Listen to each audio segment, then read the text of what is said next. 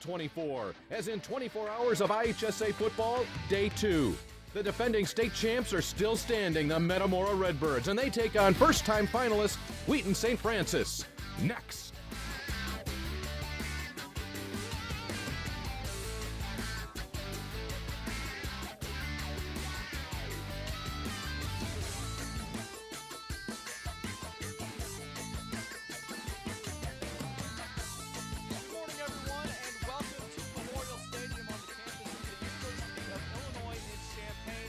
I am Aaron Bennett, and it's time to kick off another 12 hours of high school football action today.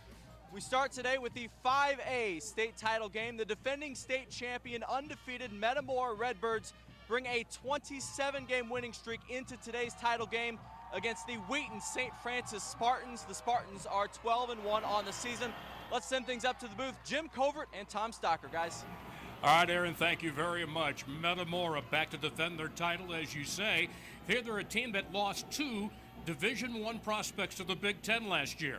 They didn't falter. They just reloaded, Jim. They did. Deja vu. They've got a great offensive line, 4 out of 5 starters back. They run the ball well, give it to Aaron Peters, and throw the ball well as a play-action game. St. Francis, they're a running team as well. They are, and you know, the town of Wheaton's had some great tradition with Wheaton South, their 5 titles, Wheaton North, 3 state championships, and now it's St. Francis's turn to bring a title back to the town of Wheaton. All right, let's see how these 2 teams made it here to Champaign. As we take a look first at Metamora, and beating Champaign Central, they rolled up 210 yards of offense in the first quarter. The game against Streeter, their closest margin of the season, 15 points. They beat their arch rivals Washington for the second time, and then earned their 6th title appearance in 13 years with a convincing win over Cahokia. Meanwhile, St. Francis, in their first round win against Belvedere North, 6 different Spartans scored. Then against Nazareth, on a day of big plays, they led 21-0 in the first quarter. Against Montini, they trailed 14-7 and avenged their only loss of the season, and then a missed Kankakee extra point with 3 minutes left put them into the final games. Both these teams love to run. There's no doubt about it. They rely on big offensive lines. They have talented running backs. First of all, let's take a look for Metamora. Aaron Peters is the man who makes it go. Aaron Peters knows how to run behind that veteran offensive line. He's rushed for close to 1,900, almost 2,000 yards. He'll also be involved in getting up the field quickly, uses his blockers very well. A year ago, Charlie Heinzman was the starting defensive end. Now he's in the middle linebacker, as well as playing offense. Charlie Heinzman's a defensive leader, one of the top tacklers on the team, has 9.5 sacks, so they bring him as a linebacker. He plays both sides of the football as well, and will catch some play-action passes as well. At the quarterfinals, they had a sign in the St. Francis crowd says, "Catch us if you can." They're talking about Mark Katchmer, their outstanding running back. They run a great wing T offense, and Mark Katchmer's part of the 1-2 punch. He'll probably go get close to 2,000 yards this year if he has a big game today, and he also plays both sides of the football. Meanwhile, he and Stan Babowski have played football since they were in the 3rd grade together. Babowski anchors the defense. He's part of that 1-2 punch on offense, but as a team leader on defense, he's got a lot of solo tackles, rushed for 1,200 yards as well. So these 2 guys really could be playing at most schools in the state. Good-sized young men, strong, and real competitors. All right, so that sets the stage for our first of 4 champions we will crown today at Memorial Stadium. Let's meet the 2 teams battling for the 5A title. We send out the stadium public address announcer, Jeff Fritzen.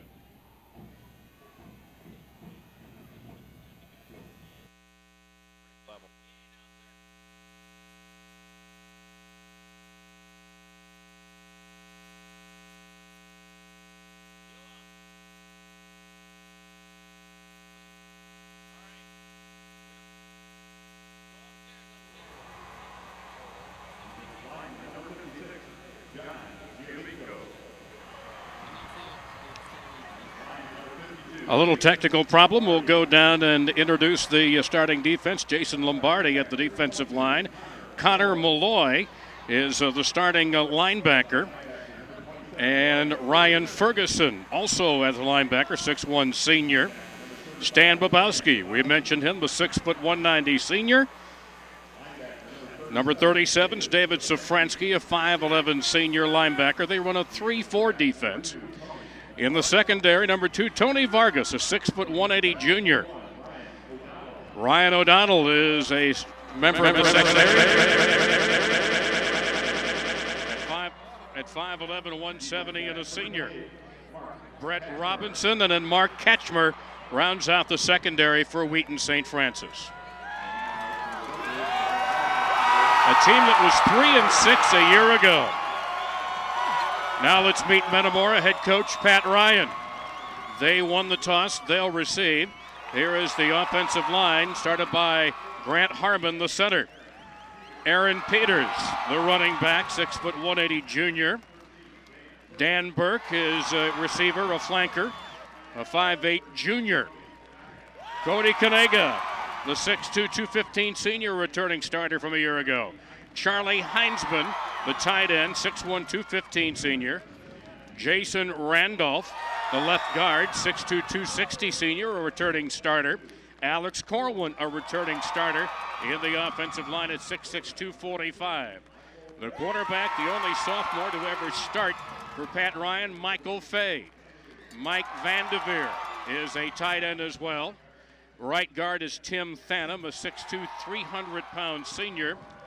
And the right tackle, Nick Tassif, a returning starter. 3 returning starters in the offensive line for the Metamora Redbirds, 13-0 this year. All right, Jim, let's take a look. What do these teams have to do? First of all, Metamora. Well, we talked about the great run game. Run. Peters needs to get his yardage. They defensively need to stop the wing T offense of St. Francis with Bobowski and Katchmer, the 1-2 punch. And the secondary really needs to read their keys for the defend the play action pass, because both these teams could get burned with play action as well as they run the football. Meanwhile, for the Spartans of St. Francis. Well, for St. Francis, you know, they've really played good competition, and that's what you need to be able to win a state championship. With the Montinis, the IC 2A state champ, they've really had a tough schedule. They need to limit Aaron Peters, which will be how well they match up defensively in the line against the big offensive line of Metamora, and they need to execute long drives to counter the great running game that Metamora has, so they can shorten the game and get into a touchdown for touchdown deal. Today's coin flip and captain's meeting brought to you by Walgreens. Walgreens is a proud sponsor of the IHSA's Do What's Right, Good Sportsmanship campaign. Metamora won the toss. They will receive. Mike Cressy, a sophomore, will kick off. There you see Ryan Herring back deep along with Dan Burke. And here we go, the first of 4 coming your way from Memorial Stadium.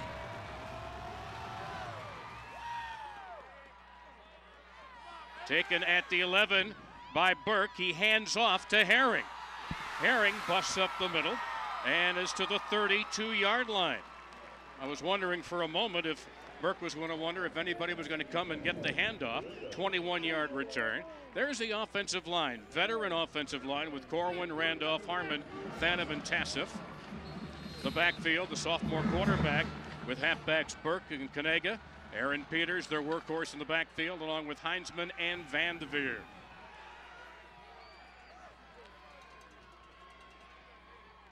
From the 32, it's first down. And out of the shotgun, Aaron Peters. Wrapped up.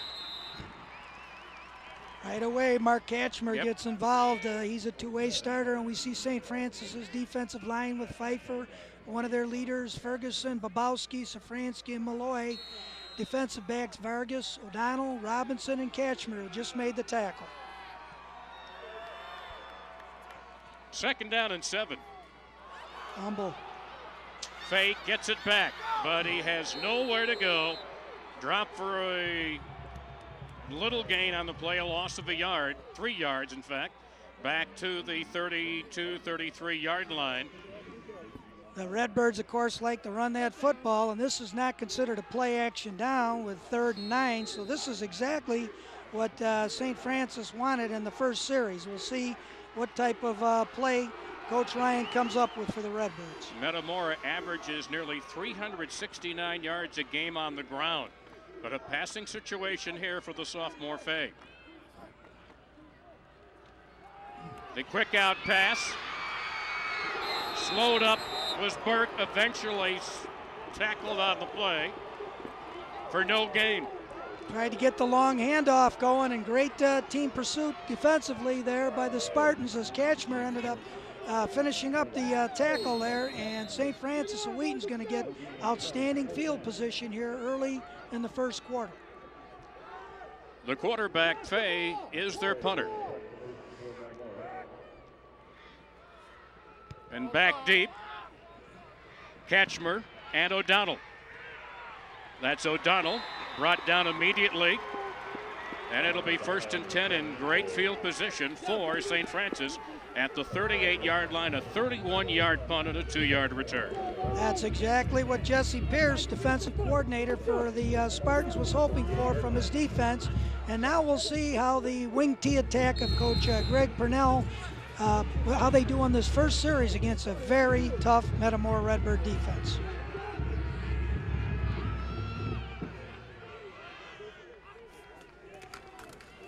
The quick hitter right up the middle to Stan Babowski, the 6-foot senior.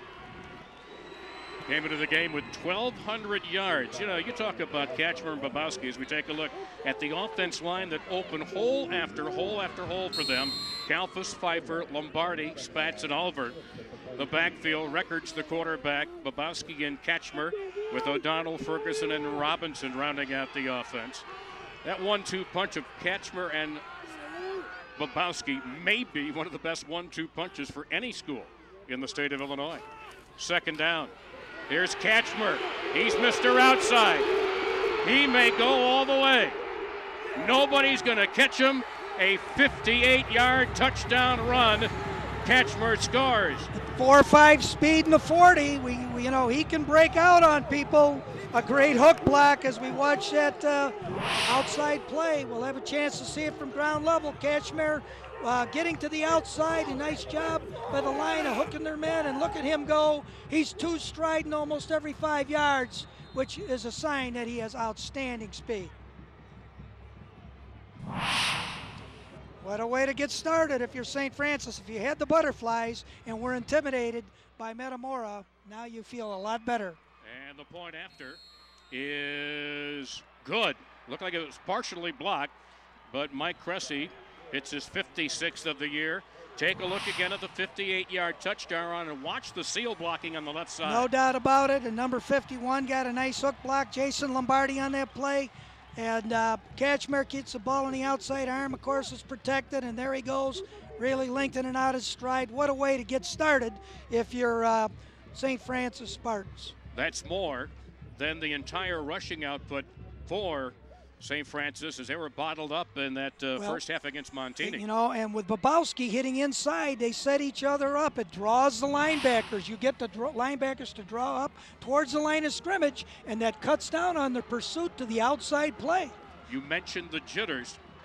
You would have thought perhaps St. Francis, after all, a team with 12 winning seasons in 50 years, Metamora here for the 6th time in 13 years, but they've had a fumbled snap already, which really broke the flow of their first drive, and boom, two plays into the drive, St. Francis gets the big play. Well, and it'll be important for Metamora to see how they respond. You know, they have had smooth sailing most of the season and have run up some big differentials in score, so we'll see now how they respond. They ran a real interesting kickoff return on the initial kickoff. This is Burke with Herring leading the way. Burke hemmed in and brought down inside the 20-yard line. An 18-yard return. And the scoring drive simply 2 plays, 62 yards, 46 seconds, and Catchmer the big play. 1-2 punch. Babowski on the first play inside, Catchmer around the left end on the second play. And here we see the Redbirds. They need to get something going with their ground attack. Fay out of the shotgun. The quick handoff to Peters. Strung out beautifully, a gain of 3 yards. Tackled on the play by Brett Robinson. And Ryan O'Donnell, who is a very mobile defensive player, number 21, made that ball bounce to the outside. In the trenches, look at the size of that offensive Metamora line. St. Francis is going to have to out-quick them up front. They're going to have to really get off those blocks and pursue. And this is the key to the game. Can they match up in the trenches with that big offensive line of the Redbirds? 2nd and 8 for Metamora. Keeping it Fay. He's got one man to break, and saving the touchdown was Ryan O'Donnell. If O'Donnell doesn't hang on, Fay is gone all the way. He is it's a 1-2 punch in their backfield, as we'll see Mike Fay here go right up the chute. He's got a lead blocker in front of him. It's almost like a lead dive play, and he's one step away from breaking it. Some nice trap blocking there by number 72 for Metamora. That's Alex Corwin, their left tackle. A 17-yard gain, and it's first down Metamora from the 38. Bad snap, and Fay wisely falls on it back at the 25-yard line. 2 bad snaps for center Grant Harmon, a loss of 13 yards. And you know, when you run, this is more like a spread look. Even though they run the football and don't spread, they're going long snap there, and that's twice that the ball has gotten away, and that's a real gift to St. Francis. It puts them defensively in a great position, as we see Jesse Pierce, the defensive coordinator, has done an outstanding job getting that defense ready today. They're calling it 2nd and 22. And Peters, nothing.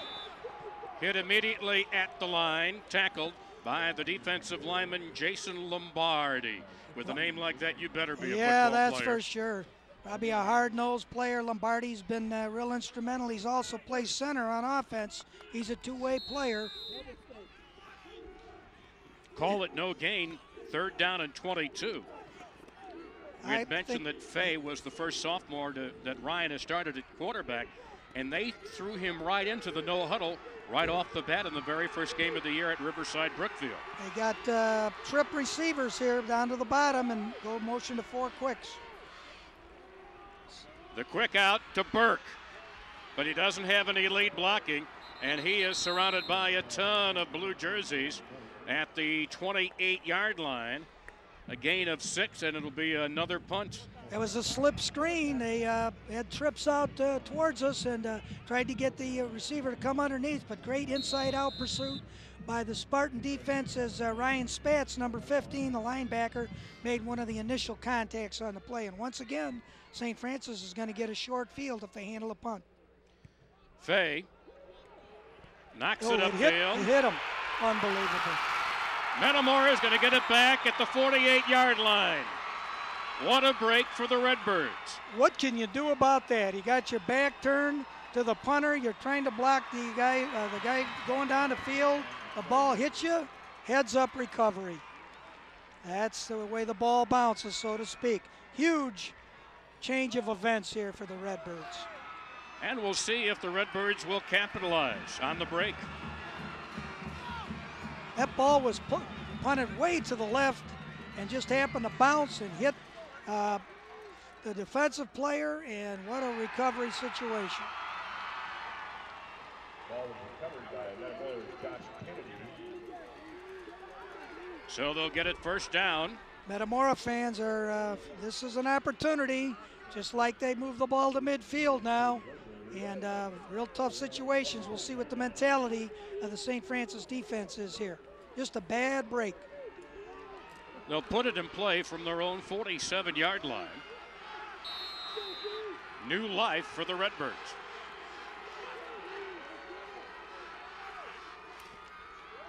Peters had a hole through the right side, and he's into St. Francis territory to the 46-yard line.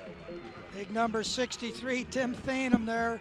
His 300-pounder is pulling on that play. As we see Peters, we might have a chance to see. Here's the replay. Here's Thanem. There he is, number 63, kicking out.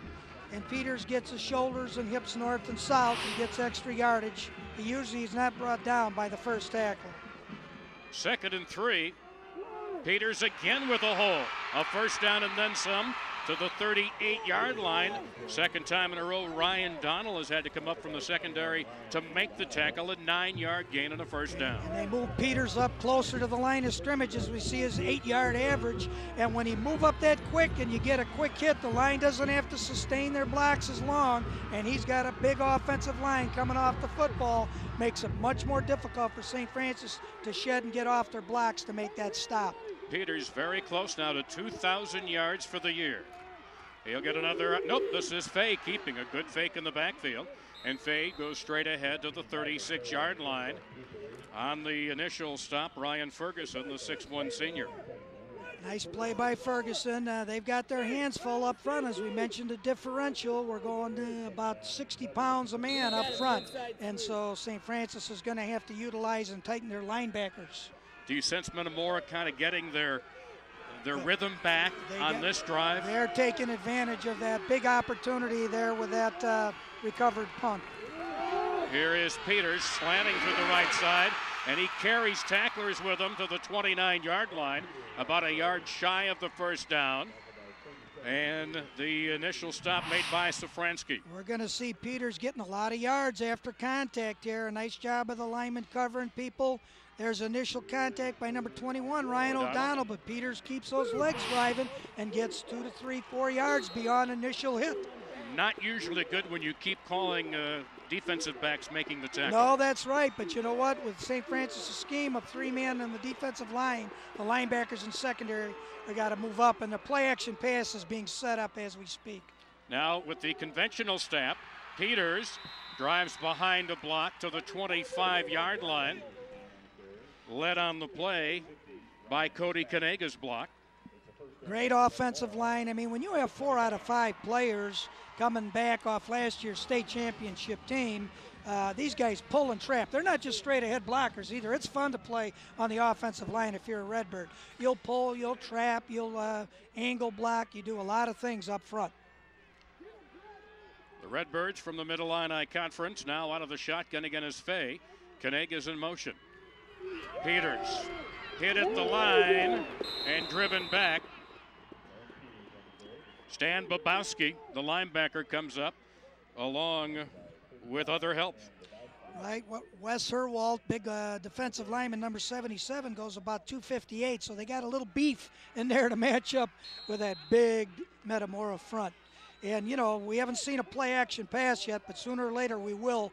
Metamora's in 4 for 10 territory right now.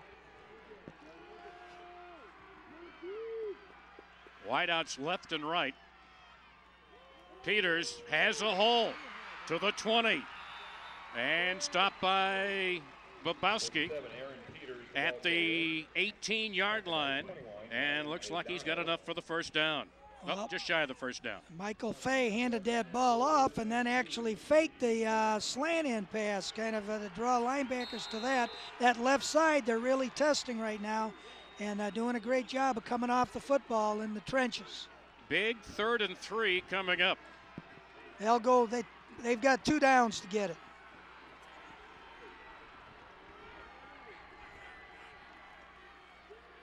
Fay keeps it. Oh, a big hole to the 5. Boy, great running there by Fay, huh? He's strong. You know, he's 200 pounds, only a sophomore. Did a great job. He's been handing the ball to Peters. He'll fake the ball to the left to Peters. As we look at to our right, he's got both linemen pulling up the field. There's a nice block by number 72 coming, Alex Corwin, right up in the chute. And once again, as a 200-pound, he's like a running back there. He's a second leading ball carrier on the team.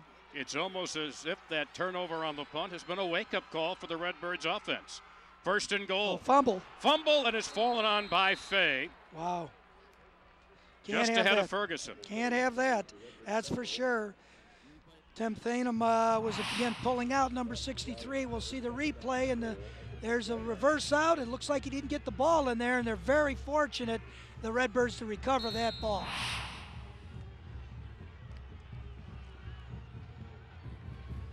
Should get the tight end incorporated in a play action pretty soon, I would think. Yeah, 2 bad snaps and 1 fumble, but It's Peters hit at the 3 and driven back.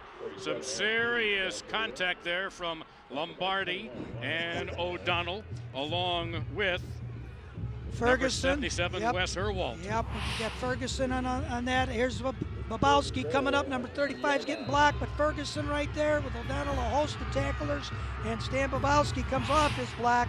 And now we got a huge play with third down and about 3.5, Tom. Fay will work from the shotgun. Peters is alongside, a double wing. Here is Fay keeping into the end zone. Touchdown, Metamora. And they took advantage of that fumble, the punt recovery, and the Redbirds tie it up. Have a chance to see the fake inside to Peters, and he becomes a lead blocker.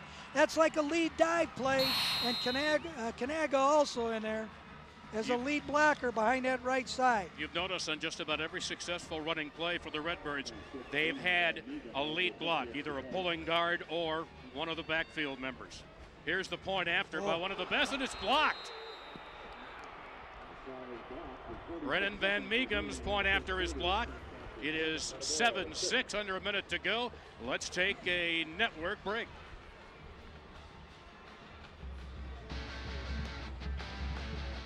Well, we'll see Mike Fay here coming in behind Peters, and there's a nice trap block, lead blockers, and he's hungry for the end zone, gets that 200 pounds of muscle and good body lean, and gets in the end zone. What a turn of events. But then we had the blocked extra point, which could really become quite an interesting differential in the game. Out of 82 attempts for number 26, you see in your screen, Van Meegem, only his third unsuccessful extra point of the year. Earlier this year, he had a stretch of 58 consecutive come to an end in the 9th week of the season. That wasn't his fault. David Safransky, number 37, got through the inside gap and blocked that extra point. So the blocking broke down up front for the Redbirds. And boy, they certainly took advantage, Tom, didn't they, of the recovery off the ball hitting the defensive back on the punt return. And there's nothing they could have done about that. And it seemed to be a slap in the face for the Metamora offense. All of a sudden it's like, okay, hey, all let's right. go. Let's take advantage of our opportunity. I mean, they ran 19 plays, and St. Francis has run 2 plays so far. The kick from Van Meegen, taken by O'Donnell inside the 20. And a good return to the 36-yard line. Let's send it down to the sidelines. Aaron Bennett. By 42, Sean McKee. Hey guys, you just saw a nice touchdown there by Metamora quarterback Michael Fay. In Pat Ryan's 19 years as Metamora head coach, this is the first time he's ever had a sophomore starting quarterback. Metamora quarterbacks coach Nick Dolinsky calls Fay a natural leader, says he never makes the same mistake twice. And when Fay was asked how much of his own growth he attributes to Dolinsky, Fay said, quote, probably all of it, guys. Smart young man, too. Jeff Records, the quarterback for Wheaton St. Francis. And hemmed in is Catchmer, surrounded at the 33-yard line. Among the first to get him there, the left end, Sean McKee. The scoring drive, 53 yards in 11 plays. Consumed 5.5 minutes and capped off by the quarterback's 4-yard run. Really did, and it kept the ball out of Catchmer and Babowski's hands. And we just saw Charlie Heinzman, who we had up as a highlighted player, make a nice play defensively, as Catchmer could not get outside on that first play from scrimmage. Records keeping, is going to throw it, and it is incomplete. He was looking for Brett Robinson, their leading receiver, with 44 catches on the year. We're going to take a timeout at the end of the opening quarter. It's 7-6 St. Francis, as we hear now from your local stations.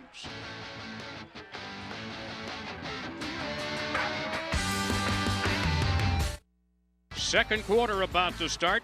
A 1-point game in the battle for the 5A state championship. 3rd and 12 for the Spartans of St. Francis.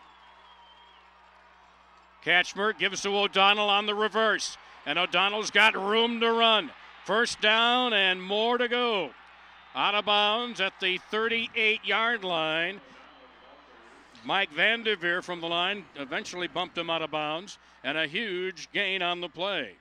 Our Menards stats are brought to you by Menards, where you can save big money at Menards, or money. Even stats, right, Tom? 63 yards, 60 to 60 even, scores almost even. These guys are just sparring right now. Next touchdown's going to be a big one. We just saw a great reverse play there with Ryan O'Donnell on a big carry. 30 yards on O'Donnell's carry. And here is Bobowski hammering his way and fighting his way to the 32-yard line. You know, we saw at the end of the quarter stats how the rushing yards were rather even. The only difference was Metamora did it in 19 plays, while St. Francis did it in 5. That's exactly right. And they get McDonald, that last play we had seen was Bobowski actually doing his journeyman work up the middle for some big yardage. That sets up all of the other outside plays. And here is Bobowski, who's, I guess, as close to a Ditka Grabowski as you could get. Just a little different spelling. And his father's actually up in the press box here. He's helping as an assistant coach as we see the Spartan from St. Francis. First down. They're coming right back at Metamora as the drive stays alive at the 27-yard line. Just about a minute gone in the second quarter. Vargas is the man in motion. Early movement. Looked like nose guard Pete List jumped into the neutral zone. Looks like it'll be a 5-yard penalty. Well, you know, Jeff Recker's a quarterback. Encroachment on the defense will remain first down. Recker's going with a hard count, a little longer count there with the motion and drawing the defensive line offside, so that just helps their situation. Ed Ryer is the referee, and you see the rest of his crew working the 5A championship game. A great reward for a season well done by those gentlemen. 1st and 5. Bobowski hit at the line and driven back. Hit hard by Ryan Herring and driven back hard. Mike Ryer's the referee today, and that crew, I think, did the Maine South game last week. Did an excellent job officiating, and as you said, they've been voted on and rewarded being put in this state final game. A gain of 2, 2nd and 3 from the 20-yard line of Metamora. St. Francis scored on its second play from scrimmage, but then Metamora took advantage of a fumbled punt, and they're within a point. Bump and run at the top all by himself. That's what Metamora's defense did time and time again against Cahokia. Here's Katchmer spinning his way up the middle, close to the first down. They may have to measure as List in there on the tackle, along with Matt Brunton. Offensive line's doing a nice job for St. Francis right now up front. Jason Lombardi, the center. It'll be 3rd and short. Number 50, Ryan Spatz in there. A lot of these guys playing both sides of the football. This is a big down here. But we know they're in 4-down territory, so they're not going to get excited about 3rd down. Bobowski on the dive, 1st down. I'd like him going in there for me too, you know, with second effort and good body lean. Bobowski, you know, his coach is probably telling him, listen, Stan, you're going to be on the field one way or the other, defense or offense. Wouldn't you rather have the football right now? And yes, Coach, I would get the 1st down. And there's records talking to Greg Purnell. Coach Purnell in Iowa Hall of Fame, coached 25 years in the state of Iowa, and most of it at Linn-Mar High School in Cedar Rapids. Had 3 state titles there.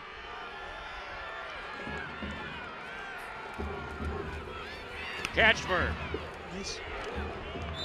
brought down at the 12-yard line. He broke 1 tackle, eventually was stopped on the play by Dan Burke, and we'll look at that one again. We'll see Mark Katchmer here again. We get the reverse out, straight ahead dive. Good blocking up front, as you mentioned, number 14 on the hit. Ryan Herring, safety. Katchmer. And they're bringing a lot of defensive backs up tight to the line of scrimmage. Again, play actions there if they need it. Here is Records passing, And it is caught at the 2-yard line. Caught by Brett Robinson, his 45th catch of the year. And there we just were talking about play action pass, and that's what we're going to see with Brett Robinson off the play action. Got a short receiver, but Records elects to go, and he perfectly times it. There was no room left in that to the sideline. That ball is pinpointed by Records on the run, on the rollout. Great catch by Robinson, keeping his feet in bounds. Records passed for nearly 1,400 yards in the regular season. Right, their run sets up their pass, but they can throw the ball as they get in the full house. Full house backfield, over the top, touchdown, Mark Ketchmer. Well, the town of Wheaton's a little bit excited now. They see that the St. Francis Ball Club can go with Metamora, as we see Ketchmer going over the top out of the full house backfield, double teaming a point attack, getting airborne, hungry for the end zone. Just another touchdown, and I'll tell you what, he's got him chalked up. I think that's his 31st touchdown possibly this year. And he has scored their last 5 touchdowns. He scored all 3 in the semifinal win over Kankakee. The point after is up on its way, and it is good. And it's a 14-6 lead with 8:13 to go in the second quarter. We'll take a timeout to hear from your local stations.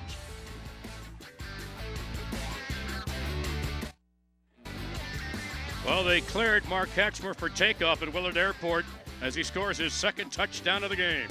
That left side, Lombardi and Spatz did a nice job of coming off the football, and Ketchmer was hungry for the end zone. 11 plays.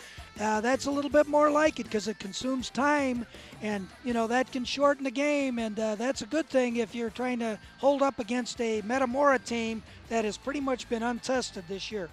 Hey, Champaign, are you hungry? Quiznos delivers from their location at Neal and John Streets. Quiznos, delicious, fresh, and fast, right to your door. Quiznos, Neal and John Streets delivers. Call them now.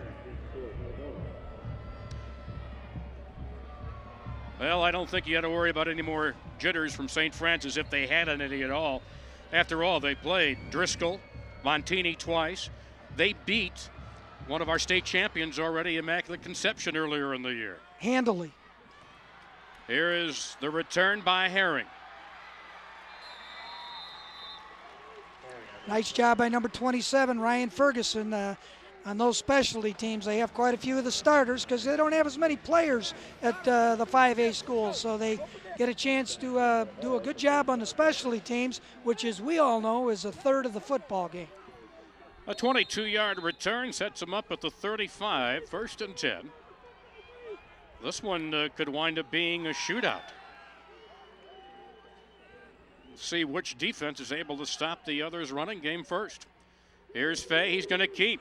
He had a lead block, and he is brought down at the 41-yard line as he was tackled by Robinson, and he had Alex Corwin leading the way. And we'll see Nick Tassif come through here, big number 74, turning up the hole, looking for somebody, and nice job of utilizing him as number 4, Brett Robinson, came up to make the tackle. 2nd and 4 after the gain of 6. They show blitz. Fumble. Another fumble, and this one's still loose, and it's fallen on by Metamora at the 42-yard line. It was Charlie Heinzman, who apparently recovered the fumble. That ball bounced all over the place. Right, I know Vanderveer was close to it also, and that's the luck of the bounce, is we'll have a chance to see that ball come out. St. Francis is bringing up a lot of linebackers, as you can see there on the line of scrimmage. The ball's out on the ground. It's still going to squirt out. There's 49 right on it. Charlie Heinzman. 3rd and 3 for Metamora. Here's Peters. Boy, he was hit at the 45, but drove the tacklers, Vargas and Ferguson, for the yard that got him the first down. Well, he looked like he had Velcro attached to him and his lineman, Jason Randolph, there. I'd stay behind him also. He's a 260-pound senior lineman. He knows where the money's at up front. I would be thinking that soon, maybe I keep saying this, we saw it from St. Francis, they're really setting up the play-action pass. You've got 8, 9 guys up within 4 yards of the line of scrimmage. And again, Fay will work from the shotgun. Fakes to Peters and dives to close to the midfield marker as he picks up 4 yards. Well, Mike Fay carries that football a great deal. He, along with Peters, are their number 1-2 runners. And you'd mentioned he's a sophomore, and he went through quite a difficult time this year. His father was killed in an auto accident, which is unbelievably unfortunate. And I'm sure he's glad he's a part of this football family at Metamora. And his father was a classmate of the coach, Pat Ryan, as well. Here's Fay keeping. Bounces off a hit to the 44-yard line. He was hit by Ferguson, but he spun inside for extra yardage and picks up a Metamora first down. Once again, we'll see a hard-nosed quarterback going upfield there, right behind number 72, Alex Corwin, fighting and twisting and turning, as number 22, Connor Malloy, gets involved in the secondary, out of the secondary, making the final wrap-up. And that was O'Donnell with the hit, not Ferguson, but it's a first down at the 43-yard line for the 6'2 sophomore Michael Fay, who has rushed for over 1,100 yards on the year now. Fay's keeping. And again, he's got a huge hole just off of left guard, tackled at the 37-yard line by Ryan Ferguson, and he's going to keep running the play until they stop it. Well, and exactly. We're going to see, again, the pulling and the trapping by the guard and tackle. A guard will trap, and the tackle turns up the hole. That's a lot of people coming at you with a 200-pound running back right in behind you. And really, if you can do this, you can eat up the whole second quarter and get in the end zone to tie the ball game up. He's not always calling his own number. It is an option play, as this time he does give to Peters, and he is hit immediately and dropped at the line of scrimmage by Jason Lombardi. Lombardi and Ferguson up there tight this time, and finally you've got to really, as we look at a replay, you've got to tighten up and stop that charge offensively, and we'll see it right here, trying to constrict the trap blocker and get everything to be jammed up as we see 63, Tim Thanem, the offensive lineman, neutralized more at the line of scrimmage that time. Metamora is 4 of 6 on third down conversion so far today. And Fay keeps it. Hit at the 35, but he gets the first down with second and third effort. And he's got his halfback in the backfield, Aaron Peters, lead blocking on this play. This is predetermined. It's pull and trap with a lead blocker. There's Peters right there, as we get extra yardage again by Fay, who's as a 200-pounder is going to get you some extra yards every time he gets hit. The initial hit, they had him stop short of the first down, but he was able to muscle for extra effort. First and 10 now from the 33-yard line. 4 minutes to go in the first half. Here's Peters, just picking his way through the left side. Katchmer and Babowski combined on the tackle. Katchmer and Babowski, as Jason Randolph pulled that time on the trap block. And, in this situation, if you're St. Francis, even if you hold them to 3 yards, the Redbirds 3 yards of play, they're in 4-down territory. Yeah. That's 12 yards. That's another first down. They're just being very patient. What'll kill this drive is a penalty or a fumble. Good to see Jim hasn't lost his math skills. Second and 7. It's Fay again off the fake to Peters. A lot of times on this option, he's using Peters as the decoy and then finding the hole, usually on the left side of the line. Yeah, they've been mixing it up quite well, and as we see the fake to Peters coming off the left side, another trap block. Very patient, and again, we have not had a holding penalty called yet, and that shows the discipline of that Metamora line, as well as being a good, strong offensive line. They're not holding. That would kill a drive like this. But the clock is moving quickly in this game with 2 running teams. Here is Peters, breaks 1 tackle, but is hit, slowed up at the 25-yard line by Brett Robinson, and O'Donnell comes over to help on the stop. And that ball had to bounce outside, and that buys time. Whenever the ball bounces outside, we'll see Tony Vargas, number 2, coming up, and there he makes the play. And So far, the Redbirds have been much more successful between the tackle to tackle with the trapping and the lead blocking and the lead back coming in there. When they had to bounce it, that defensive pursuit of St. Francis has been fast enough as we got a 4th down and a yard and a half, Tom. Huge play. 12th play of the drive. Faye's keeping behind Peters' block. He is going to be very, very close. Depends on the spot, obviously. It does. He's very close, and they're going to have to bring the change in, I believe. Ryan O'Donnell, number 21, right there on the stop. Nope. Wow. Referee Ed Ryer says first down at the 22-yard line. Well, so far it's been the Michael Fay show. That and Peters as well have been very strong. He faked the ball to Peters there, which draws a lot of attention. And Fay's got about 58 yards now, hard-earned yards, 14 carries. Peters fumbles. Oh, he got a basketball bounce right back to him. Tackled at the 19-yard line by O'Donnell, and watch that ball come right back to him. The ball has bounced right for the Redbirds. As we see, the ball's not put in there. His right arm was too low. He didn't bring his right elbow up and allow the quarterback to look it in there. And but as you said, he got the bounce. Timeout called by Metamora. We're going to take a timeout with a minute and a half to go as we take a lesson here from our network sponsors.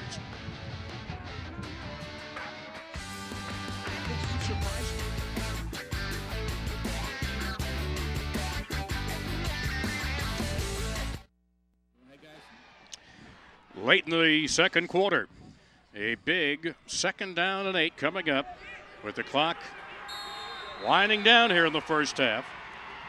Metamora has trailed just briefly once all season. Here's Fay behind Peters' block again. Drives for a first down to the 11-yard line.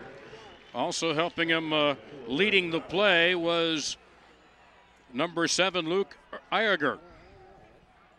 Well, we've seen that play several times. There's defensive coordinator Jesse Pierce. You know, he's probably tired of Metamora being in 4-down territory. Nice play there. It was like a lead dive as Peters leads over that left side, and Fay ran for the big yards, and it's all a matter of taking care of the ball. Operator, please put 1:21 on the clock. So they're going to add 13 seconds on the clock. In the quarterfinals against their arch rival Washington fullback Colton Underwood scored a 71-yard touchdown on their first play from scrimmage. And that was a wake-up call, the only time Metamora's trailed all year until now. Peters drives right into Tony Vargas. Flag. And a penalty marker is down. This game has been penalty-free relatively. Yes, it has. Jason Randolph threw a nice trap block there. The flag was thrown back behind 5 yards up the field. Oh, boy. Face mask against St. Francis. Good thing for the Redbirds. As we get a look at Peters there, he's done a great job lead blocking as well as carrying the ball. And you see the clock stop with 1:08 remaining in the first half. They spot the ball at the 4-yard line. 5-yard face mask against the defense. Repeat, first down. The Redbirds really need to take care of the football now. Really double cover, put a good squeeze on it. They can get a first down without scoring. First down and 2. Fay tripped up at the line by Babowski. Babowski was on the turf, but he reached down and was able to trip Fay up. We'll see Alex Carwin 72 and Jason Randolph 79 pulling here, a 1-2 punch as he fakes the ball to Peters and runs in behind his pulling lineman. Fay with another nice short gain. Peters driving, twisting, spinning, churning to the 1-yard line. Robinson and Safransky combine on the tackle. Safransky really drove his legs there. Did a nice job of stopping him. Great tackle by Safransky, keeping his legs alive as a tackler. Peters was really driving for that end zone as the ball's down about, the 1 yard line with 30 seconds left in the game, half. Timeout taken. It'll be 3rd down and goal. 3rd and goal from inside the 2 yard line. Very patient, the Redbird team has been, as we've seen them run the football. Folks, a reminder that WAOA TV in Peoria will replay last night's 4A championship game tomorrow at 11 a.m. in our Peoria-Bloomington markets. So a replay of the 4A title game with Bloomington Central Catholic winning their championship over Aurora Christian. What a dream season both teams had, frankly. Exactly, and their quarterback was a lot like the young man we're watching right here run with that football, Mike Fay. 200 pounds, strong, and getting extra yards every time he carries a football. This Metamora team won the state championship a year ago, then sent Caleb Turbush to Purdue and Brad Herman to Iowa, and they haven't missed a beat. They're looking for their 28th consecutive victory. They've run 36 plays compared to 13 for St. Francis in this first half. 31 seconds for the half. Faye's keeping and walks into the end zone behind the blocks of Aaron Peters and Jason Randolph. And Faye gets the 2nd touchdown of the day for the Redbirds. Well executed. Gonna reverse out, gonna fake Peters inside here like he's going inside, but he's gonna block. Beautiful block by number 79, Jason Randolph. And Faye can basically walk into the end zone. He deserves that after having to fight for so much yardage here in the first half. Now Van Meegum had his first point after blocked. 2-point play. But they're going to go for 2 here, and they're going to take a timeout. No reason leaving it on the board with 28 seconds to go in the half. Metamora began their run to the playoffs with a 52-6 romp over Champaign Central. They outgained them 210-9 in the first quarter. Averaged 9 yards a carry for the game. I'm sure our Champaign viewers are just thrilled you mentioned that, Tom. Coming up later on, Springfield's Sacred Heart Griffin against Lamont, who's in the title game for the 2nd consecutive year. East St. Louis and Geneva. Jim and I will have that call at 4 o'clock. And then our final game of the day and of the weekend, the 8A battle, Hinsdale Central from the West Suburban Silver against Maine South. And East St. Louis, Hinsdale Central, and Maine South are all spread teams, but you know what? They run the ball well also. So the running game, even in a spread, is important as we look here for this 2-point conversion. And, will we see a run play or are we going to see a play-action play? That's the question, because the secondary, the linebackers, everybody's going to tighten up on the line of scrimmage. You're going to have 10 guys defending right up tight and a bump and run on the wideout. They've only thrown the ball twice so far today. Faye says, why bother? I'll just follow my blocking and get the 2-point conversion. As like the touchdown, he makes that one look easy. He liked the left side right now, and they've been very successful as we get the 2-point and the tie on the replay.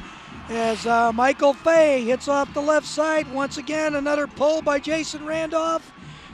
There's a contact, but he always gets yards after contact. Good body lane. We got a tie ball game, and this is one heck of a 5A state championship game. How about the execution on that drive?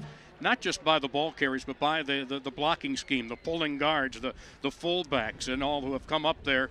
There is Faye being checked by the trainer. They're looking at his left hand, looking at his left thumb. Yes, they are, and, that's obviously important, but, they could put him in the ball game and just let him run with the ball the whole game also, which we've seen. Well, how would you like to be, like Babowski or Kachmer? You love to run with the football, but you play both ways, and you haven't been really able to get on the field very much. No. I mean, we're talking 37 plays, right, to 13 plays. Time of possession, 18 minutes to 5 minutes. Yeah. They're probably just chomping at the bit to have the football, but they're only going to have it for 28 seconds. You look at a lot of the stats, and you'd think Metamora was dominating this game. They are on the clock. But we've got a tie game at 14. Right, the Spartans have bent but have not really yielded the big play, whereas Metamora's yielded a couple big plays defensively. There's Kachmer from inside the 10. Oh, what a move. What a move. What another move. To the 43-yard line. Holy smokes. There's got to be laundry everywhere out there on the field. I told you he was hungry to run with the football. Wow. 39 yards on the return. Well, that's his breakaway speed. I mean, he legitimately, but you the know. moves. It was the moves. He's an outstanding running back. They had him surrounded by 3 tacklers, and he made them look like they were standing still. From the 44 with 18 seconds to go in the quarter. The reverse to O'Donnell. Slowed at the line, tried to turn it inside, and gets to the 45 for a gain of 1. Well, they tried that same reverse they had success with. Jesse Mishler stayed right at home. Nice job by 43 for the Redbirds, staying at home, making a tackle. But St. Francis got big yardage out of that the first time. St. Francis has taken a timeout. The Spartans 12-1 on the year. You see O'Donnell's numbers for the game. Right, and you know, in fact, that's for the season, 19 carries for 142 yards. As a wing T team, you know, Greg Purnell's looking at the clock and saying, you know what, why throw one up for with a counter, the reverse? We got good yardage, got a whole second half with 13 seconds left. Not sure exactly what we're going to see, but both these teams have really done a nice job when they did have the football of moving the football consistently. Well, and you got to hand it to Metamora. They haven't been rattled. They responded, didn't they? Catchmer score on the 58-yard run. They come right back. And they really took advantage. When that punt hit the leg of the St. Francis defender, I mean, right at midfield, and through no fault of his own, I think it might have been Robinson that hit his leg, and they recovered. The Redbirds did. They took it down and capitalized on it. That's the biggest play of the game thus far for Metamora. 2nd down and 9. Sprinting out is Records. It is caught, a lateral to O'Donnell. The catch made by Robinson. Do we hear a little calliope music in the background? Looking lateral as a flea flicker, as you call it, the curl route. We got Records rolling out to the left. He hits the curl route, and there's real good execution as Robinson dishes it off to number 21, Ryan O'Donnell. Sometimes you save that one. I know we got Ron Muhich in the studio. He remembers that game they had with Naperville North years ago. Is he laughing? I think he was happy with it. Oh, he's open. Oh, broken up before it could get to Robinson. A penalty marker is down on the play on the rollout by Records. We got a flag, too. And that ball looked like it was migrating southward. It was a little on the wobbly side. He should have, if he had thrown it, Records had thrown it earlier, he really had Robinson, who has excellent speed, breaking open on the flat and up route.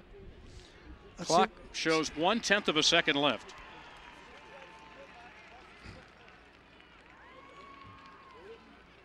Coach Pat Ryan done such a great job at Metamora over the years. You know, Metamora has certainly a long tradition of great football. John Helmick won a championship in '75, and then last year. I mean, it's a traditional community team. The kids, when they hit the crib, are given a Metamora Redbirds T-shirt. They're Redbirds from the start. You know, great school, great football community. Won a championship. Receiver, downfield, on the offense, repeat, first down. Repeat first down. One of Metamora's state championships, their first was 1975, ironically against Geneva, who'll be playing for the 7A title tonight. Right, Geneva, of course, that community has grown and grown out there in the western burbs. They maybe like to be considered their own town, but that was a 3A title back in 1975 at Bloomington's Hancock Stadium. 1/10 of a second.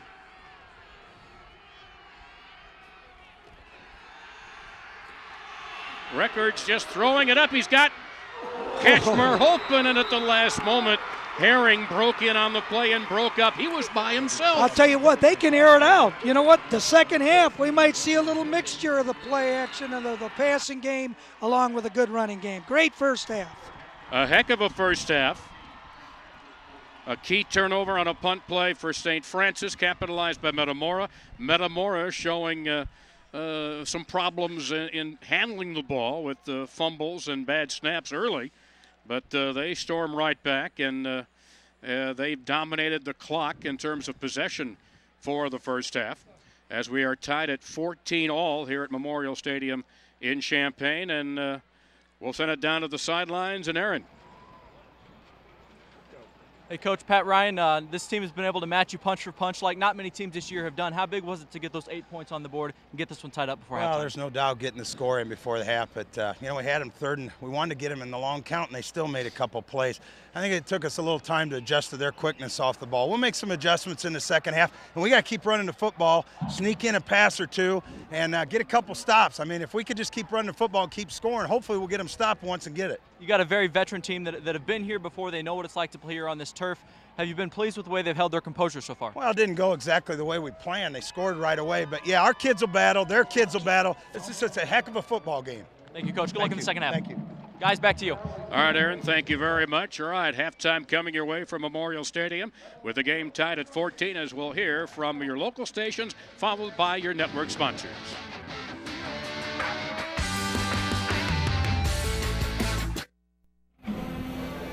And welcome back to Memorial Stadium on the campus of the University of Illinois. We are at halftime of our 5A state championship game.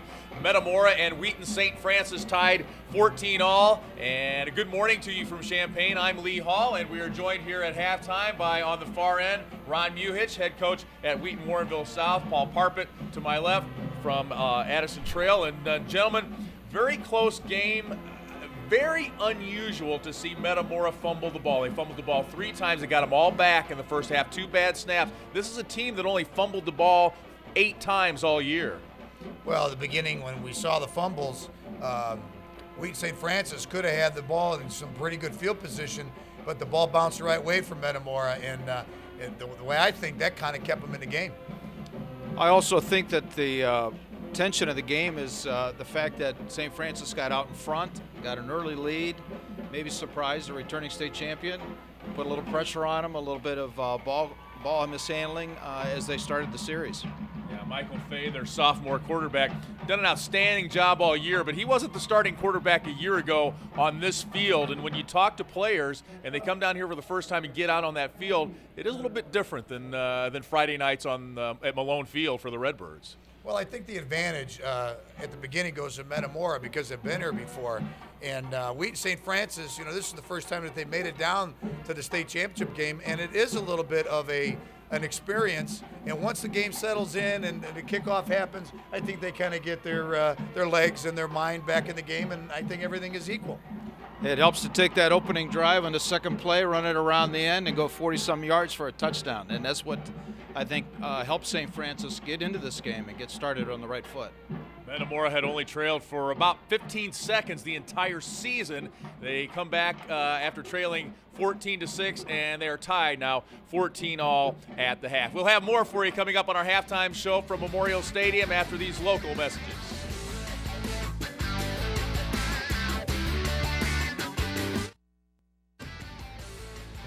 And welcome back to Memorial Stadium. A sun-splashed morning here as Metamora takes on Wheaton St. Francis. Only the 12th winning season in St. Francis school football history. Metamora, of course, playing for their second straight state championship. And as we take a look at the stats brought to us by Menards, save big money at Menards, guys. Some interesting numbers there. Equal rushing, but they went about it different ways, didn't they? Well, when you look at the stats, each team has had 14 first downs, but and the yards on the ground, the rushing yards, Metamora's had 122 yards in 36 rushes. Wheaton St. Francis has had 113 yards in only 12 rushes. And I think Metamora is kind of winning the time of possession. Absolutely, 18 minutes to 6 minutes. They've controlled the ball and made St. Francis, when they did have the touches, make them very important touches for them. Mark Katchmer, the big run to get things started on the scoreboard at any rate, the 58-yard score after the 3 and out on the first drive by Metamora. Well, Wheaton St. Francis hit that second play from scrimmage for the long run, and then Metamora, methodically marched down the field. And Metamora scored over 600 points, Ron, this year on offense, and have given up about 55. So I think that this game is going to go into the second half, and it could be who's got the ball at the end. It is, and it's got a little bit of a missed extra point, a 2-point play, those things that both teams have been able to execute on both sides of the kicking game and the specialty team game that make a difference in a huge championship game like this. If you're Metamora, you have to be pretty happy to be tied at 14. You fumbled the ball 3 times. You've had 2 bad snaps. You got a really lucky break on the punt that bounced off the Wheaton St. Francis player and scored on that. And that was a turning point, not only because they got the ball back, but I thought instead of trying to run around the ends, they started going between the tackles and were much more effective running the ball straight ahead as opposed to trying to get to the corner. Well, when you have a quarterback that's a dual threat, like Metamora does, you have to stop him not only in the run game but also in the passing game, even though Metamora doesn't throw the ball that well. One thing that I thought of is after Metamora scored and went for the 2, and they got the ball back with about 40 seconds to go, they attacked. Yes. Instead of sitting back and playing it, they're here to win this game. Absolutely. And that showed at the end of that first half. I think Coach Purnell has some great experience coming back with him on his sideline, and he brings that to the table for his team. And together with the 2 running backs, Babowski and Kashmir, the reverse play I thought was a big 3rd down play that got their drive continuing to go down the field for their second score. And both teams are executing very well.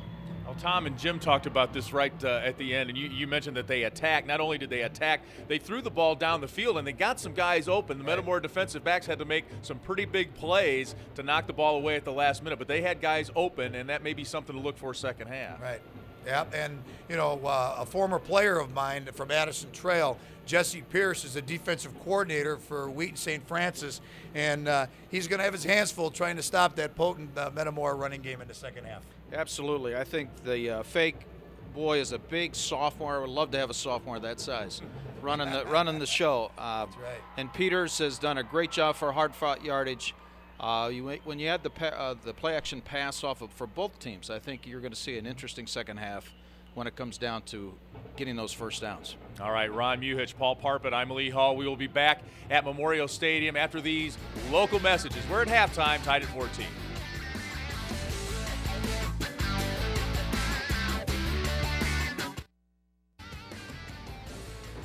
Welcome back to Champaign, site of the 5A state championship game this morning, and we had a very active, I guess we could say. There was a lot going on in the first half. 14-all here at the half, and it's time now for our Honda halftime highlights. Happy Honda Days from your local Honda dealer, and Mark Katchmer got the scoring started very quickly. Second offensive play of the game for St. Francis. Yeah, it looks like it was a little bit of a sweep play, and once they got the corner, there was nothing there but the turf and good speed. Nick Pfeiffer, a good block on the offensive line there. Absolutely, and I think Metamora's corner got stuck inside there a little bit to try to stop some of that off-tackle football and got surprised by the sweep. Then we get Michael Fay on the 4-yard run. This was after they recovered the punt that bounced off Wheaton St. Francis. The extra point was no good, made it 7-6. Then it's Katchmer up and over. Yeah, and when you have a quarterback that can run the football with these type of counters and quarterback ISOs, he's a tough player to stop. And then it looked like Michael Fay almost lost his footing, but he got out around end, and that made the game 14-12. And this is not the same play. This is the 2-point conversion. Similar play, though, just around left end, and he's able to sneak in and make it 14-all here at halftime. He finds the crease, and he gets himself in the end zone. That's what you want with your quarterback carrying the football. Some great offensive line for Metamora. The guys have talked about it during the game. I had one coach tell me during the year that Pat Ryan could put out mediocre backs and have a really good year with the offensive line that he has. Obviously, he's got some pretty good backs in Aaron Peters and Michael Fay. We're not saying that, but this offensive line for Metamora, 4 of them were here a year ago. They're back. They don't get the pub that the running backs and quarterbacks get, but you coaches know that those are the guys that make your teams run. Well, I'm sure Ron can echo this, but, the backs are only a small part of what happens on the football field. The football game is won with the offensive and defensive lines. And you can see that both line plays on both teams is pretty good. And I'd echo that. I think at halftime you go in, you talk to your linemen, you say what we're doing well, how do you think we can maneuver the football a little bit better down the field, and your offensive line gives you those answers at halftime. So I know both sides, being running teams, are going to come back here with some great football schemes and plays designed to overcome these defenses. What do you see adjustment-wise? Anything? I mean, if you're Metamora, we talk to Pat Ryan. We cover him every week in Peoria, and we know they're not going to change a lot. I think the only adjustment that they make is just doing what they do. And as you see, with the stats, hang on to the football and, continue to create the field position, and they're going to run it. That's both these teams. They're going to run the football. So the adjustments, I think, are just going to be maybe something up front on, some technique maybe of what they need to do to secure the line of scrimmage. They've got 14 first downs, both teams. That's a great stat for halftime. Things are going well for both teams offensively.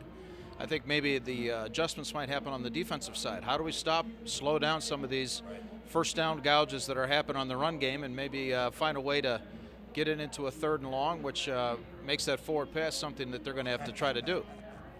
All right, a very interesting, very active first half, as we mentioned. There's a lot going on, especially in that first quarter. The Redbirds fall behind for only the 2nd time this season. They are tied with Wheaton St. Francis as they play for a state championship. Metamora trying to make it 2 straight, and we will be back with Tom Stocker and Jim Covert with the call coming up here from Champaign right after this on the IHSA TV network.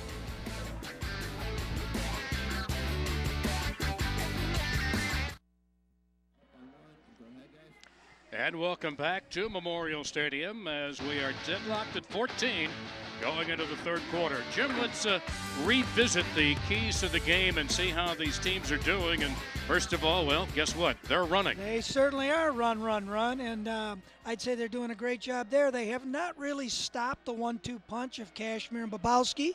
Defend against the play-action pass, well, I think they're going to have to do that in the second half. I think we're going to even see the ball in the air a little more in that regard. All right, St. Francis. St. Francis, well, we've seen that the competition they've played this season has gotten them ready to play a team like Metamora, and they've been in this situation before. Limit Peters, they have done a pretty good job of that. They haven't really allowed any breakout runs, and they have not really executed long drives. They've broke out one long drive, but they actually have put together quite a few, great running plays and broke out on the long run. All right, let's go down to the sidelines and Aaron Bennett. Thanks, guys. Here with St. Francis coach Greg Purnell. You guys knocked him back early, which is something a lot of teams haven't been able to do. Yes, we just got to play good defense this second half. They've had 6 balls on the turf, and we haven't been close enough to their ball carriers to be able to get one of them. But hopefully we made some adjustments at halftime that will enable that to happen. You've got a lot of guys that have never been nearly this far in the playoffs. Have you been pleased with the way they came out relaxed? If you're going to get here, you're supposed to win it. We're not worried about getting to the finals. We're here to win it. So, and I think the kids are going to get her done. Thank you, Coach. Good luck in the second half. You. Guys, back to you. All right, Aaron, thank you very much. I like his attitude. Hey. That's what it's all about. Take a look at the history for these two teams. Metamora in the playoffs for the 25th consecutive time. You see their record. St. Francis, their 7th appearance. And again, this is a school that hasn't had a winning tradition, a 3-6 team a year ago. But what a job Greg Purnell has done in instilling a winning attitude, not only in the team but in the school. And they added lights to their football field this year. Metamora got brand new bleachers at their field this year. So both communities done a great job getting behind their programs. And the Spartans, up until this point, I mean, this is a team that's set the precedent now and a new goal for other teams to shoot for. Coach Bill Byers back in the year 2000, they had a 10-2 St. Francis team. He had a son on that team, and of course, Coach Byers was Frank Lente's predecessor at Mount Carmel and actually won a state championship there back in the 80s. So, and a graduate assistant in Illinois when I was taping ankles over in the northwest corner here of the stadium. Well, Greg Purnell, this is only his 2nd season. They were 3-6 last year, and now they're 12-1, and they're knotted up in a great battle here in the second half, and maybe a couple of those balls can bounce their way. And you see Metamora a town of 2,500 plus other communities. They also draw from Spring Bay and Germantown Hills. Enrollment of 972. You see St. Francis enrollment of 759, and our representatives from the Mid-Illini and the Suburban Catholic Conference. Suburban Catholic Conference already with one state champion in the Immaculate Conception from Elmhurst, and looking for a second. Well, Tom, you and I were over on the sideline when St. Francis played Montini in that second ball game, and Montini actually got off to a good start. Was ahead in the ball game. 14-7. Exactly, and St. Francis showed a lot of poise and stick to it and perseverance, and that's those kinds of comebacks and types of situations are what you need to win a state championship. They're going to get the ball back. It's so important right now that they put something together against the Redbirds. So Brennan Van Meegum is in to kick. Catchmer and O'Donnell are deep for the Spartans of St. Francis.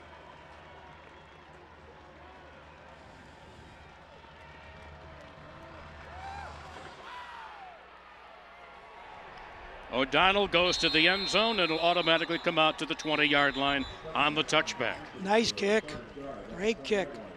Wind has switched a little bit. It was from the northeast when we first got here, but now the wind looks like it switched more out of the dead south, and the velocity's picked up quite a bit, so I think that wind gave a pretty good push to that kick as well. Right, and you mentioned what a great kicker Van Meegum is. He's actually 6 for 9 on field goals this year, so he's had some experience in that regard, and it might come in handy later.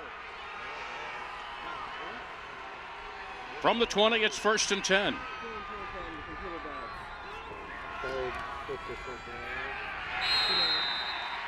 Babowski hit at the line and driven back by a host of white-shirted Redbirds. Among the first was the left tackle, Mike Vandeveer, the 6'1 senior. Right, Vandeveer and Matt Brunton in there and stopped that inside play, but Babowski. Yeah, Babowski's Mr. Inside, Catchmer's Mr. Outside. 2nd and 10 from the 20. We saw Records can throw the ball quite effectively. We'll see if he utilizes that here in the second half. They're against the wind right now. Catchmer on the rollout. Throws it off short, caught and dragged out of bounds on the near sideline. Ryan O'Donnell as he's tackled on the play by Josh Kennedy. Oh, Ryan O'Donnell caught coming dragging across the field. A little play action, bootleg. Nice job by Records looking deep, throwing to the medium depth receiver, coming across the field. Pinpoint passing, and that's one thing that Jeff Records does a nice job of. He knows where his receivers are, and he really can pinpoint that ball. 3rd and a foot. Look for Babowski. He has it, and he has the first down at the 31-yard line. Coming off the 3-6 season a year ago, they were still optimistic at the start of this year, Jim. They had 7 returning starters and a junior group that had gone undefeated as sophomores. And Burnell established his priority as defense because he says we got to stop people to win, and they've been able to do that and light it up pretty good on the scoreboard too. Well, they certainly have. He can be proud of the progress they've made, as we saw Jesse Mishler last play. Got a head-on collision with Babowski there. 1st and 10. Here's Catchmer sweeping outside. Brought down at the 33-yard line. Tried to use the block of pulling guard Nick Pfeiffer, but picked up only a yard at most. Right, Charlie Heinzman came up and blew that play up, as we see the pulling guard, as you mentioned, and Catchmer actually got a little outside of that block. If he'd stayed behind it and cut under it, I think he would have had better yardage on that play. Sometimes backs get a little anxious. They got to let their trap blocker set the block and then make that good cut. Let the play develop exactly. A little bit more. 2nd and 9.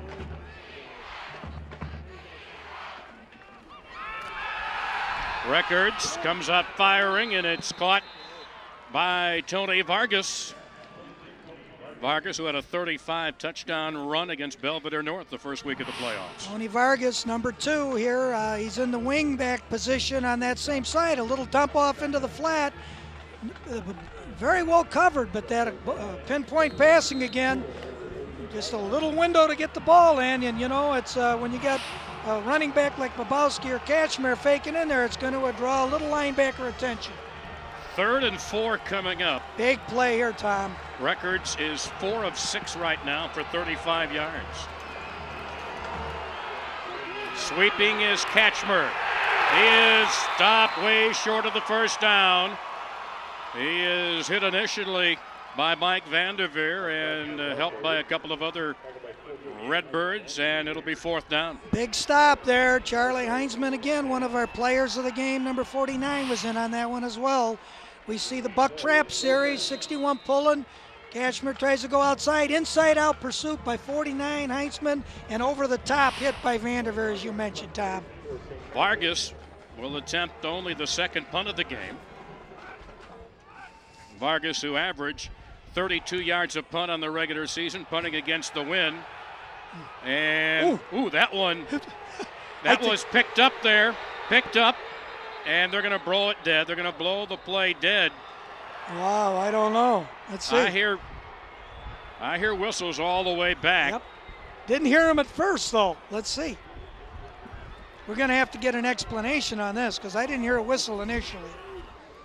Kevin Fosnacht thought that ball had hit a Redbird. Exactly what happened to Metamora, we thought might have happened to, the ball looks like it's bouncing around right by number 23, Josh Kennedy. But, yes. The punt was touched by a Metamora player. It was touched. Francis recovered. So it'll be first down for St. Francis. The 37-yard line. Wow. Got the recovery. Talk about turnabout. Yep. Even is fair play on that one. 1st and 10 from the 37. Babowski slices up the middle. Stopped by Bryce Jansen. Usually when you think about the punting game being big, it's a great punt or somebody running a punt back or fumbling a punt. But in this game, we've had 2 punts that have actually rolled and just, by the luck of the bounce, hit a player on the return team. Gain of 4, 2nd down and 6 coming up for the Spartans. That's a huge momentum changer. We'll see now if the Spartans can take advantage like the Redbirds did when they caught a break. They send Robinson wide to the left. Here's Kachmer sweeping. Cuts behind a block. He's to the 20. He's going all the way. Touchdown, St. Francis. A 33-yard touchdown run. 3rd touchdown of the day for Kachmer.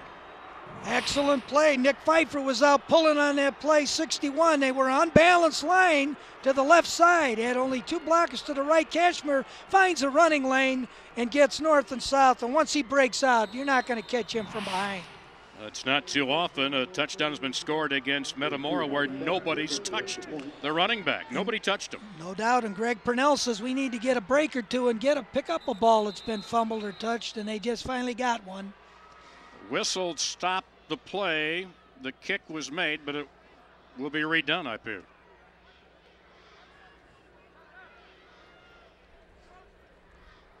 Dead ball, encroachment on the defense. Extra point will be replayed. So it'll be basically a penalty of 1.5 yards in between the 1 and the 2 yard line. Very important here for the offensive line to get that sealed off on the inside, or we'll get a blocked extra point. That happened to Metamora earlier. Mike Cressy will try to tack on the point after, and high snap, but he gets it through the uprights. And a 7-point lead, 21-14 for St. Francis. We'll take a timeout here in Champaign as we hear from your local stations.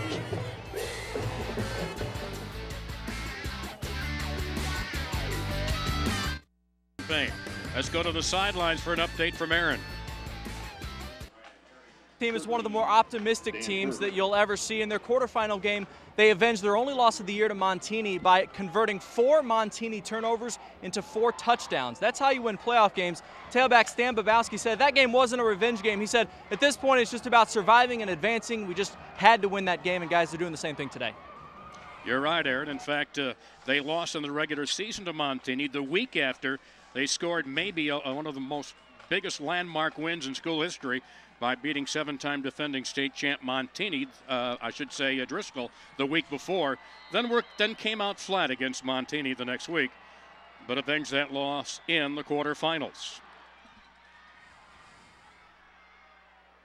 This is Burke from inside the 20 to the 31-yard line. Vargas on the tackle for St. Francis. And it'll be 1st and 10, a 14-yard return for the Redbirds of Metamora.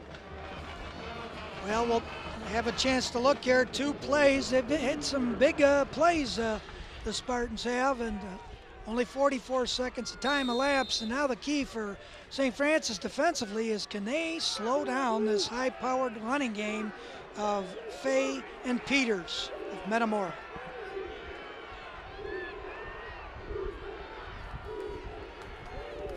And as he did many times in the first half, Fay fakes to Peters and carries it right up the middle as he gets to the 34-yard line. Ferguson and Ketchmer in there on the stop. You're talking about an offense here for Metamora that ran up over 500 yards of offense in a regular season game against Dunlap in a 45-13 win the 3rd week of the season. Right, and there's a look at Mark Ketchmer playing defense. He made that tackle. He wants that ball back for his offensive unit. We haven't seen any play-action passes. We'll see if they're utilized in the second half by the Redbirds. 2nd and 7. Here, straight up the middle, is Peters. First time he's carried the ball in a while. Yeah, straight ahead that time also. Peters coming off a semifinal performance, 33 carries, 177 yards, and 3 touchdowns against a very good Cahokia team. He's got had 1,973 yards coming into this game, so he's over that 2,000 mark now.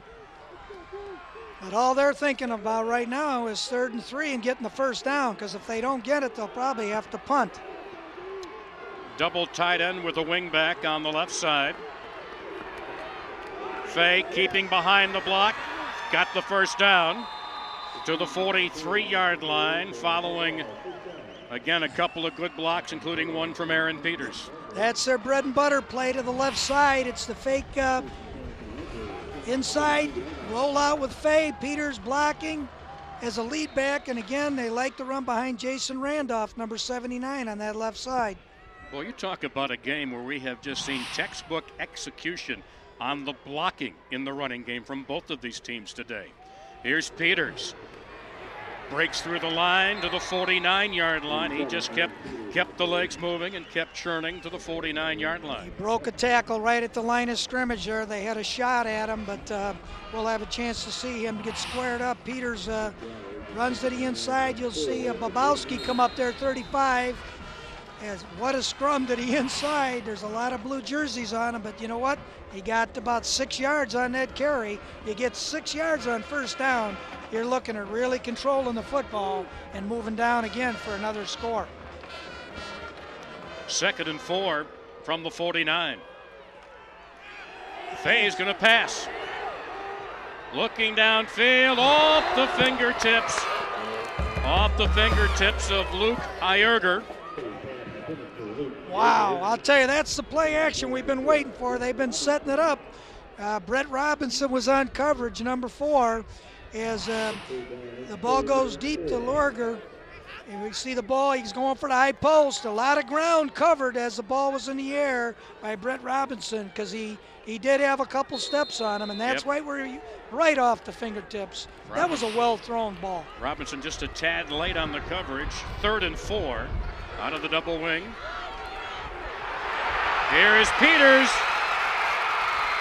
2 tacklers with an angle, and he's brought down at the 5-yard line. Caught by O'Donnell. Beautiful breakout run that time by Peters. He hasn't had a chance to show what kind of speed he has. He's been running inside, and we'll see him go to the left side here. Again, a great block by number 79. He knocks over Tony Vargas as Peters goes up the left sideline, and a good angle there by number 4 Robinson at 21 O'Donnell to save the touchdown. He has excellent speed. We haven't had a chance to see it until now. A gain of 46 yards for Peters. And it's at the 5, first and goal for Metamora. Here is Peters. Touchdown. Same story, left side. Good play. His 29th rushing touchdown of the season. Here we have a chance to see it one more time. Didn't take long as Peters hits into the left side. Number 79, kick out blocked by Randolph. 72, Alex Corwin also blocking on that left side at 6'6", 245 pounds. Well, you saw O'Donnell there trying to maybe knock him off stride. You got to hit him square on to bring him down. He had a head of steam. Van Meegem's point after. And it's like a couple of heavyweights just exchanging body blows. We're going to take a timeout. We're tied at 21 with under 5 minutes to go as we hear from your network sponsors.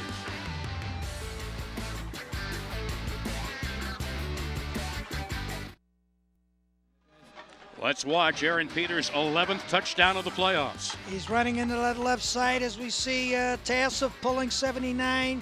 Gets good body lane, and Grant Harmon, the center, and left guard Alex Corwin help open the left side. 7 plays, 69 yards, and we're back at even again, 21-all.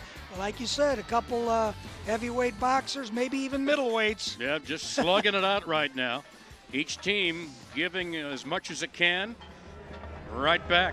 I mean, it's been back and forth. And Metamora responded the way Coach Ryan would want his team to respond after that St. Francis scored and taken advantage of their opportunity just a few plays before. Catchburn, O'Donnell are deep, awaiting the kick from Van Meegem. Puts it in the end zone again. It means an 80-yard drive, and that's a long ways to go. In fact, the defense for the Redbirds actually had stopped the Spartans the last series until they recovered that punted ball that touched the leg of return man. And we take a look on our computer. Metamora, 193 plays of total offense. St. Francis, 190. That shows you how even this game is. Backpedaling is O'Donnell into the end zone, and it'll come out to the 20-yard line on the touchback. 1st and 10 for St. Francis. Well, it rewards the guy who can kick the ball in the end zone, but I'd really like to see him change that rule in high school and let kids return the ball, in that situation out of the end zone. I think it makes a game a little more exciting. There you see the offensive line that has allowed the St. Francis team to put together an awesome running game this season. Yeah, they certainly Spatz, have. Lombardi, Pfeiffer, and Alver. Right, Nick Pfeiffer, 61, only a sophomore on this team. As his brother, Joe Pfeiffer, is a junior. So the Pfeiffers are really doing their part for St. Francis football.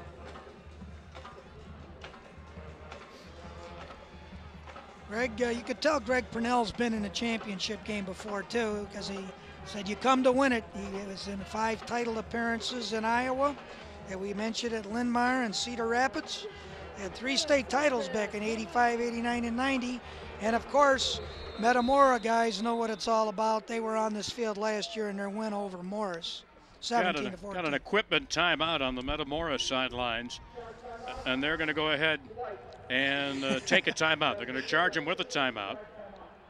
Pat Ryan saying, hey, come on, let's go. Can we get this equipment taken care of?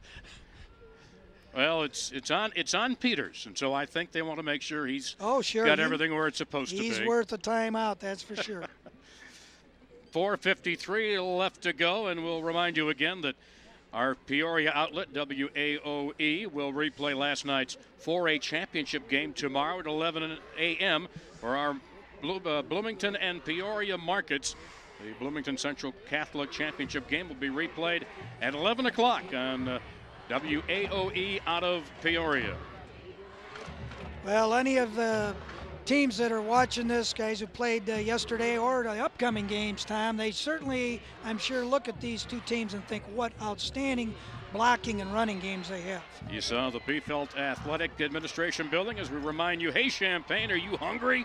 Hey, they're always hungry when you're in Champaign. Quiznos delivers from their location at Neal and John Streets. Quiznos, delicious, fresh and fast right to your door. Quiznos, Neal and John Streets in Champaign, they deliver. Give them a call right now. You're always talking food. It's close to my heart. 21 all. O'Donnell is the man in motion. And Katchmer gets outside. And the ball ruled down. That's not Katchmer. That is Bobowski, yep, 35. Yeah, the ground caused the fumble there, so we have a chance to see Stan Bobowski bounce to the outside there. Saw a little daylight. He's got the ball on the inside arm, though. He's got to be careful and protect it. As he hit the ground, the ball kicked out. Let's take another angle look at it here. Yep, that's a good call by the official. I'm sure it's a little late to coach him up now. He's in his senior year, but to protect that football on the outside arm.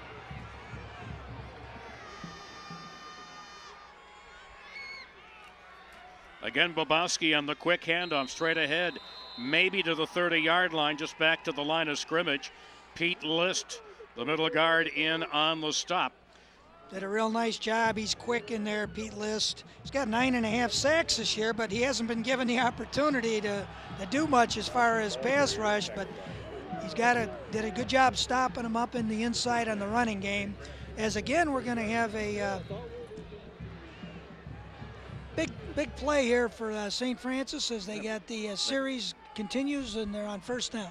Yeah, they got enough for the first down right smack dab to the 30-yard line. 1st and 10 for the Spartans with 3:40 to go in the third quarter. We're deadlocked at 21.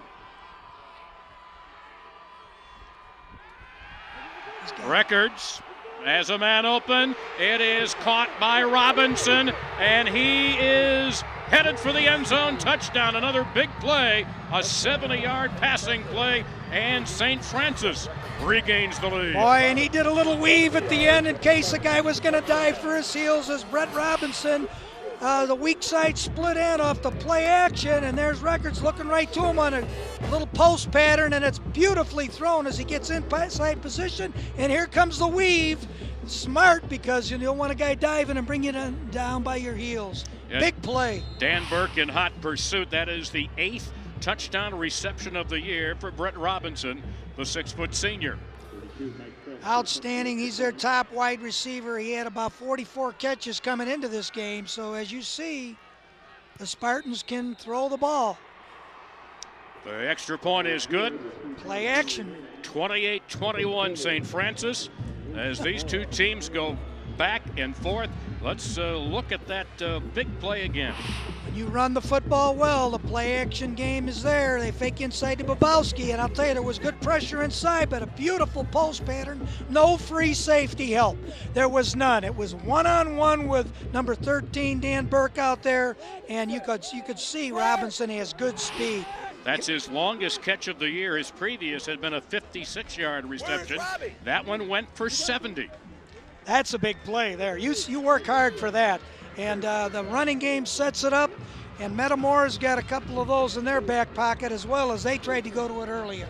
And despite the fact that Metamora still has a 9-minute edge in time of possession, it's been the quick strike capability of the Spartans that has kept them in this ball game and put them in front.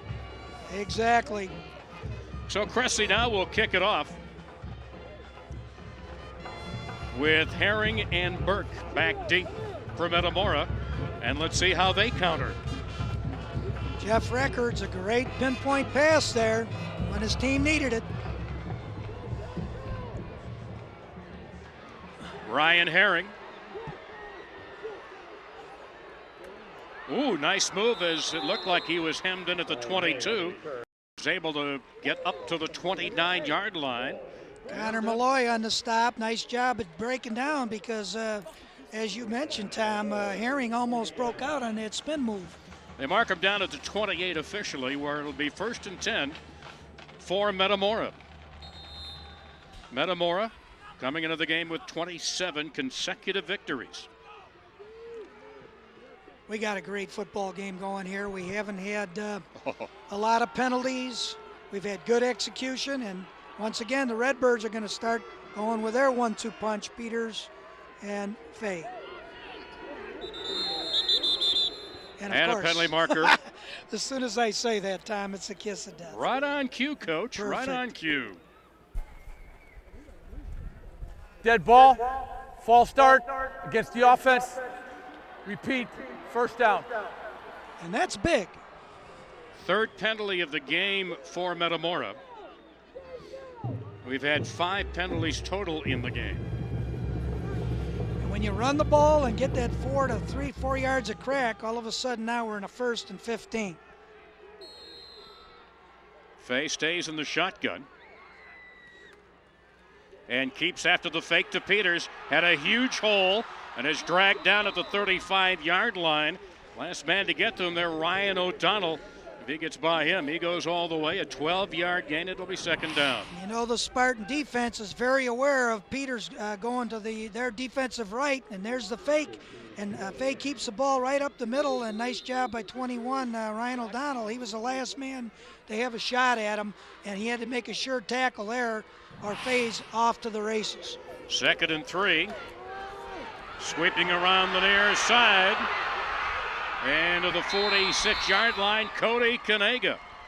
We haven't called his name a lot except on blocking assignments. A 10-yard gain for Cody and a first down as they move the chains again. Nice run by Kanega as they had 2 backs in the backfield this time along with Fay, and he showed some good speed as a nice job by Brett Robinson, number 4, coming up on the outside, turning it in, so his inside-out pursuit, Ryan O'Donnell and company, could make the play. That was almost a long breakout run.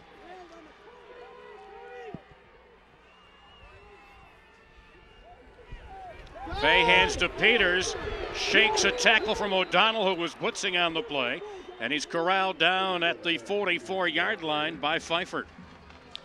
And Pfeiffer's brother, Joe Pfeiffer's brother, number 61, Nick Pfeiffer, penetrates to the inside. Right there, he's got him down makes a back bounce to the outside. It's the Pfeiffer combination defensively, like a law firm. Is Pfeiffer in? No. How about Pfeiffer? He's here. 61 and 88. Peters fumbles. St. Francis recovers at the 41-yard line. And there's what Coach Greg Purnell was talking about when the ball's on the carpet. Have a chance to recover it. Be close enough to recover that ball, and that is a big turnover. We'll have a chance to see the replay here on the inside. It's a play they've run a lot. Peters inside, but he pushes the ball, the quarterback through, and a recover there. Looks like Pfeiffer. And we just talk about him. 5th fumble of the game for Metamora. Wow. The 2nd one they've lost. And, and on that, Michael Fay just pushed the ball through a little bit hard through the target and a handoff. Unbalanced line.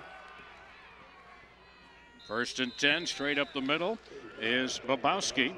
To the 39-yard line, Pete List, the first to get to him there for the tackle.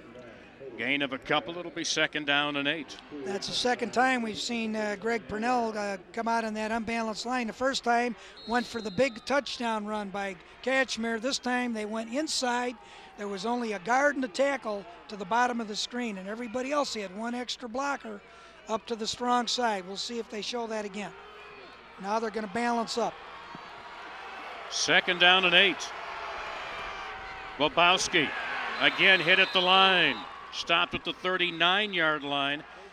Remember I talked with you earlier about the 500-yard offensive game for Metamora against Dunlap? Yeah. In that game, Metamora fumbled the ball 7 times but did not lose possession. Oh, see, you're playing with fire when you turn the ball over against a great football team. Jesse Mischler there and Charlie Heisman came up with big stop, and the Redbirds defense needs to come up with a stop right now on 3rd and about 8.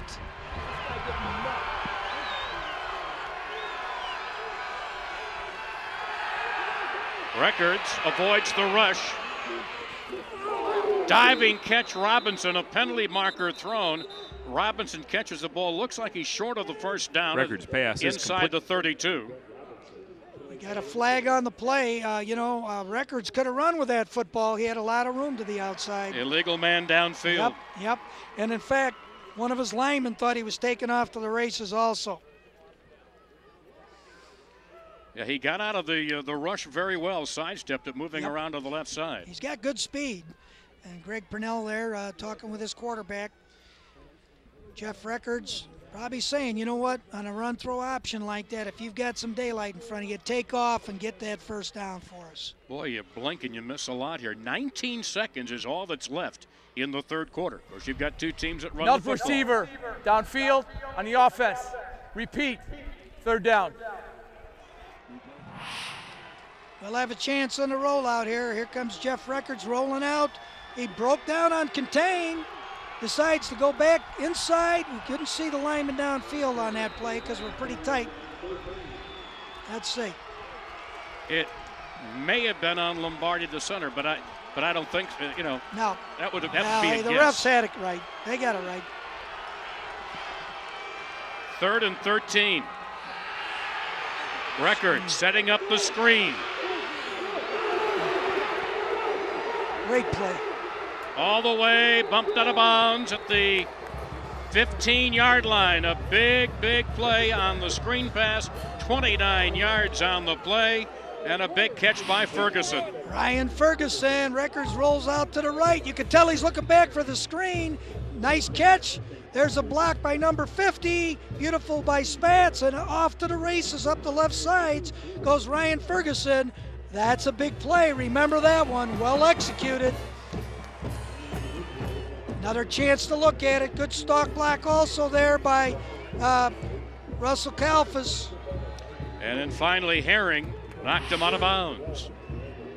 We have reached the end of 3 quarters. 1 quarter to go. St. Francis with the lead as we hear now from your local stations.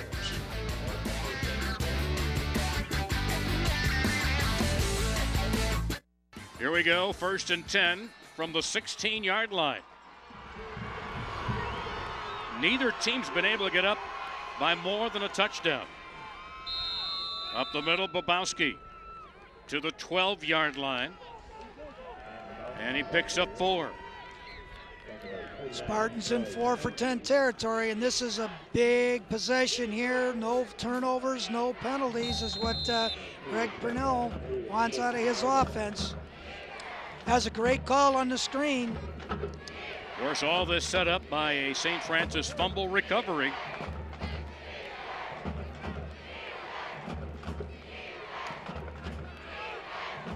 New quarterback in there. That's Kachmer. Kachmer's at quarterback. And he keeps the ball to the 9-yard line. This is their little package where he has a chance to run with that football. Jeff Records, I saw him stay over in the sideline with Coach Purnell. So we'll see. They've done this before. Kachmer's, Records is about ready to come back in. He's coming back in. As Safransky goes out. Ball is inside the 10. 3rd down and 3. Big play here. Need 3 yards, or you maybe take the field goal.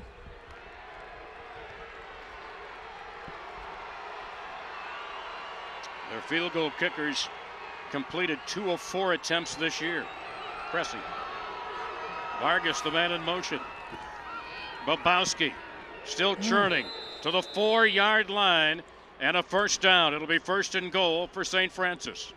That's the kind of run we saw earlier as we look at the stats here. Rushing yardage. Brought to you by Menards. You can save big money at Menards. 209 yards for Metamora, 167. Look at that passing yardage.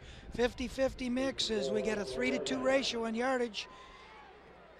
Turnovers, only 2 for Metamora, but this last one really is going to hurt them. Both teams have done very good in 3rd down conversions as well.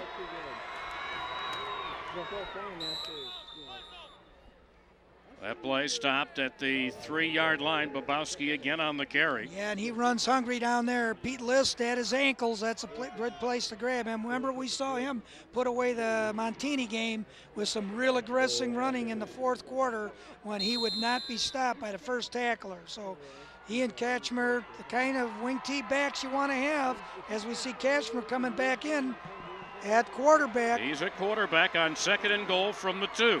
A full house backfield. Babowski, touchdown, St. Francis. They exploded in on the left side over off of that full house backfield.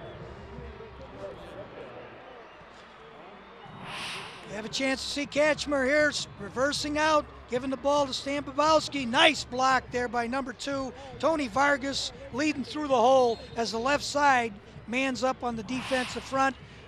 Big points there. Cressy will look to put him up by 14. It is good. Biggest margin of the game for either team. 35-21 St. Francis. Back with more after we hear from our local sponsors.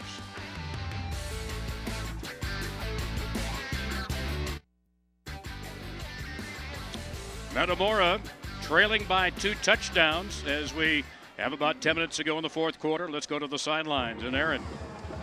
Thanks a lot, guys. We've officially seen some action from both sides of St. Francis's 1-2 punch. It might be the best 1-2 punch in the state in Kachmer and Babowski. Both guys are listed actually at 6 feet tall and 190 pounds, so nearly identical builds. Babowski says, hey, we complement each other very nicely. We got the inside and outside game, guys, and both of them more than 1,200 yards and more than a dozen touchdowns each for them this season, guys. And Aaron, they've been doing it since they were in 3rd grade. And they can also throw the football, as we've seen Jeff Records make good use of the play-action pass. This is Burke on the return. He's got some blocking, and he's up to the 36-yard line for just a second. It looked like he might have enough to maybe get through that blocking and go all the way. He did take it back for 27 yards. The scoring drive for the Spartans, off the fumble recovery, 41 yards, 8 plays, took just over 4 minutes. And now the bend but don't break defense theory for St. Francis is going to have to pay off for them. Will Metamora get the big breakout run? Will they start to throw the ball? We'll find out. This is Kanega. Kogi Kanega's got a block in the corner up to the 50-yard line. He had a lead block up ahead of him on the corner and picks up a 13-yard gain and a first down. And I was about to say, Jim, you know, maybe Metamora needs to try to take a page out of St. Francis's book and use the quick strike if they can, because Metamora has had to work hard for their scoring today. And they did a good job there, and they've got 2 backs in the backfield. Gets them a little more versatility. And somebody's in the neutral zone as penalty markers are thrown. And that's going to be, it looks like, illegal motion against Metamora. Dead ball. False start on the offense. Repeat. First down. Cody Kanega in there in the backfield along with his teammate Aaron Peters. So you've got 3 guys who can run the football. There's Coach Pat Ryan said, let's get it going, guys. You need everything. We don't have all day now. You need everything to go right, Jim, and little 5-yard penalties like that. And they didn't have that in the first half. And when you run the ball, 9 minutes can go by in a hurry. That's how much is left on the clock. Here is Fay. Not much. Nice job breaking up the play. Coming in there for St. Francis was Nate Oliver. Yeah, Nate Oliver really did a nice job. He's one of their bigger players at 6'4", 240, a senior. Really did a nice job of sliding down the line of scrimmage, as we see one of Paul Parpett's former players at Addison Trail there, Jesse Pierce. He's got to be pretty happy with that play on defense. After a gain of a yard, it's 2nd down and 14.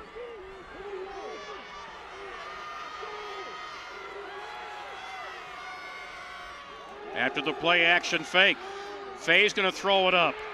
And that's broken up at the 35-yard line by Kachmer. Metamora fans looking for a penalty marker that's not going to be thrown.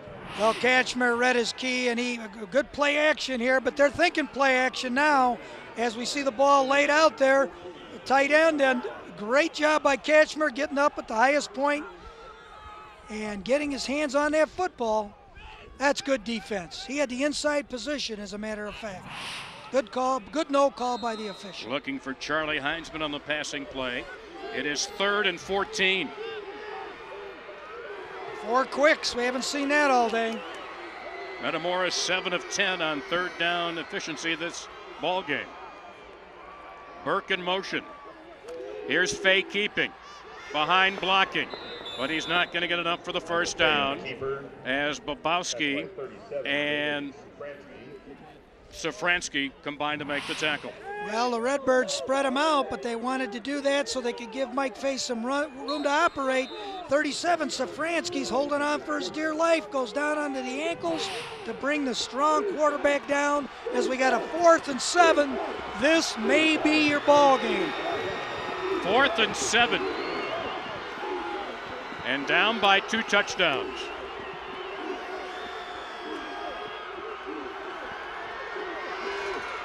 Again, the play action fake. He shovels it off to Burke. Burke to the 41-yard line. He is close, but I don't think he has enough for the first down. The coverage was good downfield. Very heads-up play by Michael Fay, dumping the ball off in the flat. Are they going to measure? Of course they're going to measure. It is very close. Tom, what do you think? I think they got it. I think with the spot of the ball, they got it. Here's the replay, little play action. Look, there's the swing back, a lot of pressure. He just shovels that ball off as a last-ditch effort to Dan Burke. And here's the tackling, and we'll see what the measurement gives us. You're going to hear a yell on one side of the stadium. Well, that's why they have guys on the field. Inches. Game of inches. Shy. Huge play. Huge play. 7.5 minutes to go. And now, if you're St. Francis and Coach Ryan knows that he's concerned, you've got to take care of the football. And that's exactly there what Coach Greg Purnell's telling Jeff Records. He says, hey, let's look the ball in. Let's double cover the ball. No penalties. And let's eat the 7.5 minutes up. At times, they've almost scored too quickly with the big play. Well, they'll take that now. They need to eat up, well, obviously, with this situation. Right, you're right. But if they don't score, they just want to eat up the clock. Babowski slams straight ahead to the 42-yard line. Straight ahead play, and there once again, we've seen Cody Kanaga. He's been on both sides of the ball, playing hard, these Metamora Redbirds. 27 wins in a row, a little in jeopardy now. This is uncharted waters for Metamora. They have not trailed.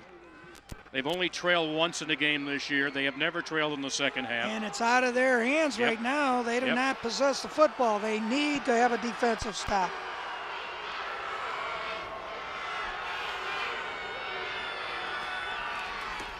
Records to Katchmer. What balance. Spins away from a tackler. Gets to the 46-yard line.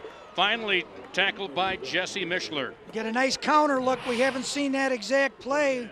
You see Records reverse out, hand the ball back to Katchmer. Nice spin move, good balance. Using his free arm to help throw up to keep balance. Nice trap block by number 50, Ryan Spatz, on that football play.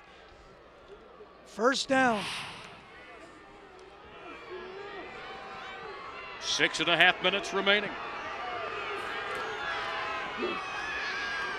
Trying to pick his way through the line. Katchmer gets to the 45-yard line for a gain of 2 before he's driven back. Got a vice grip on that football right now, because I'll tell you, you know what, the Redbirds are trying to strip it out there. Katchmer's very aware of that. He and his teammate there, Babowski, are pretty streetwise when it comes to carrying the football. There you see defensive right tackle Bryce Jansen, number 30. Plus, he also had the advantage of playing in a college stadium where the quarterback can see the play clock, and he can milk it down to the last second. That's exactly right, Tom. Yeah.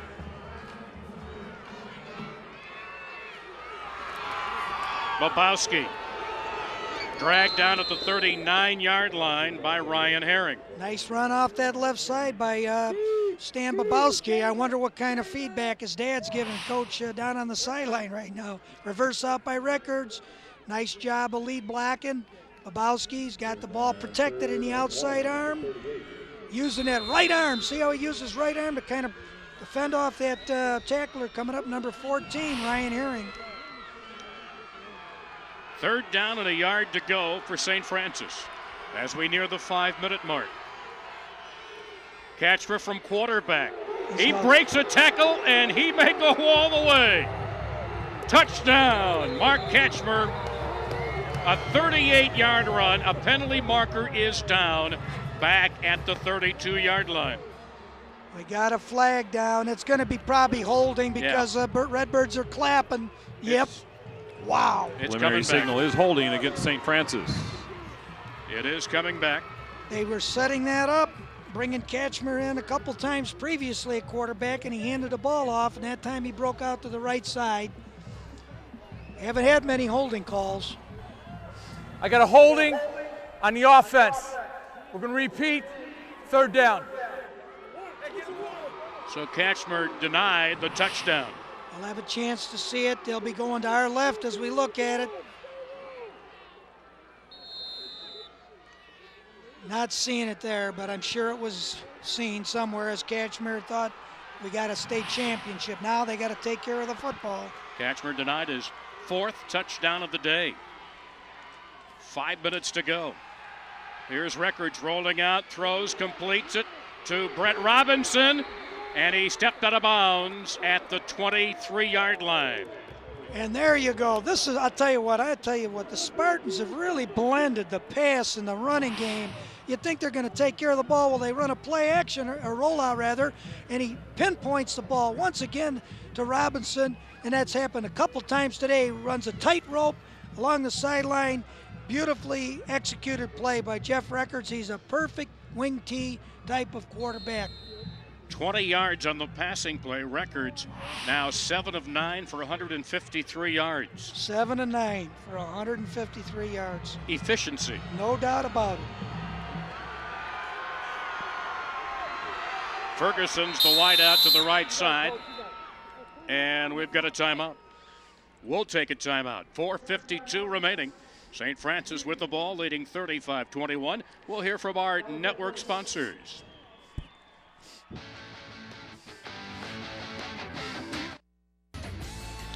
It's time now for our Buick Pontiac GMC Drive of the Game. Now is the time of the year to get great model year-end deals on our fuel-efficient cars, trucks, and SUVs. See your Buick or Pontiac GMC dealer.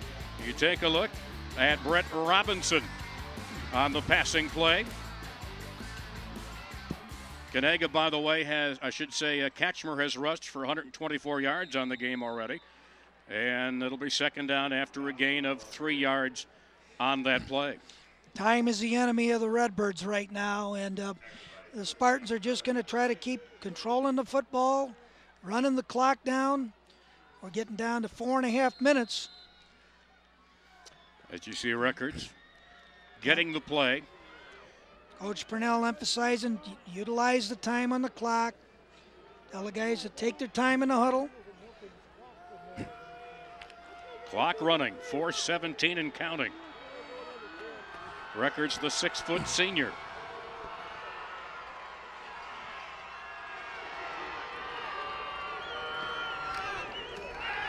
Play action fake. Records is keeping it around the end. Pushed out of bounds at the 9-yard line. That's a predetermined run all the way, and that's what Coach Greg Purnell was talking to Jeff Records about.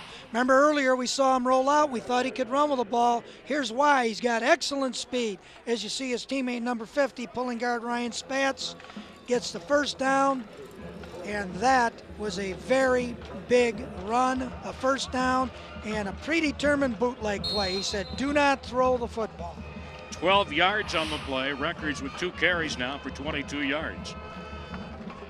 They spot him at the 11-yard line. It's 1st and 10. And into the end zone, Babowski for the touchdown. The perseverance of this St. Francis football team, just hammering away against an outstanding Metamora team. This looked a lot like that Montini game we watched where they just hung in there. Replay out of the full house backfield. Nice job of leading in there by number 2, lead back Tony Vargas, as Stan Bobowski, the journeyman, gets that touchdown, and that's going to pretty much ice this thing. 14th touchdown running of the year for Stan Bobowski. 41-21 as St. Francis, now with a 42-21 lead, has busted it wide open in the second half. This 42-point performance has tied the Class A championship game record set in 2002, 42 points by Providence in their victory.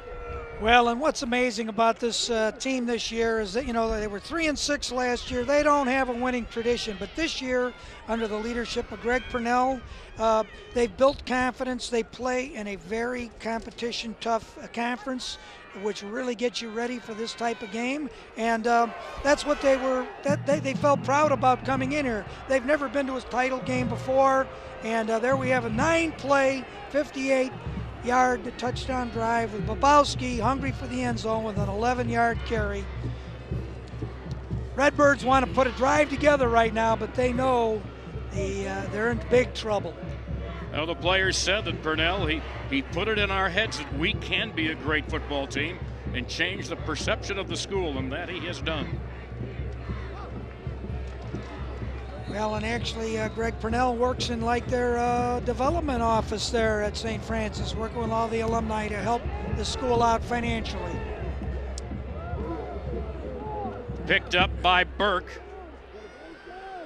And that mishandle cost him yardage, stopped at the 11-yard line. Our defensive play brought to you by the Illinois Army National Guard. Here it is, our defensive play of the contest. And that's going to be the fumble recovery inside there by one of the Pfeiffers, Joe Pfeiffer. And that was the play. As Coach Purnell said, the ball's been down on the carpet, but we haven't recovered any of them yet. And that time they were in the right place at the right time. And the big part about that was they went on and got a score after that turnover.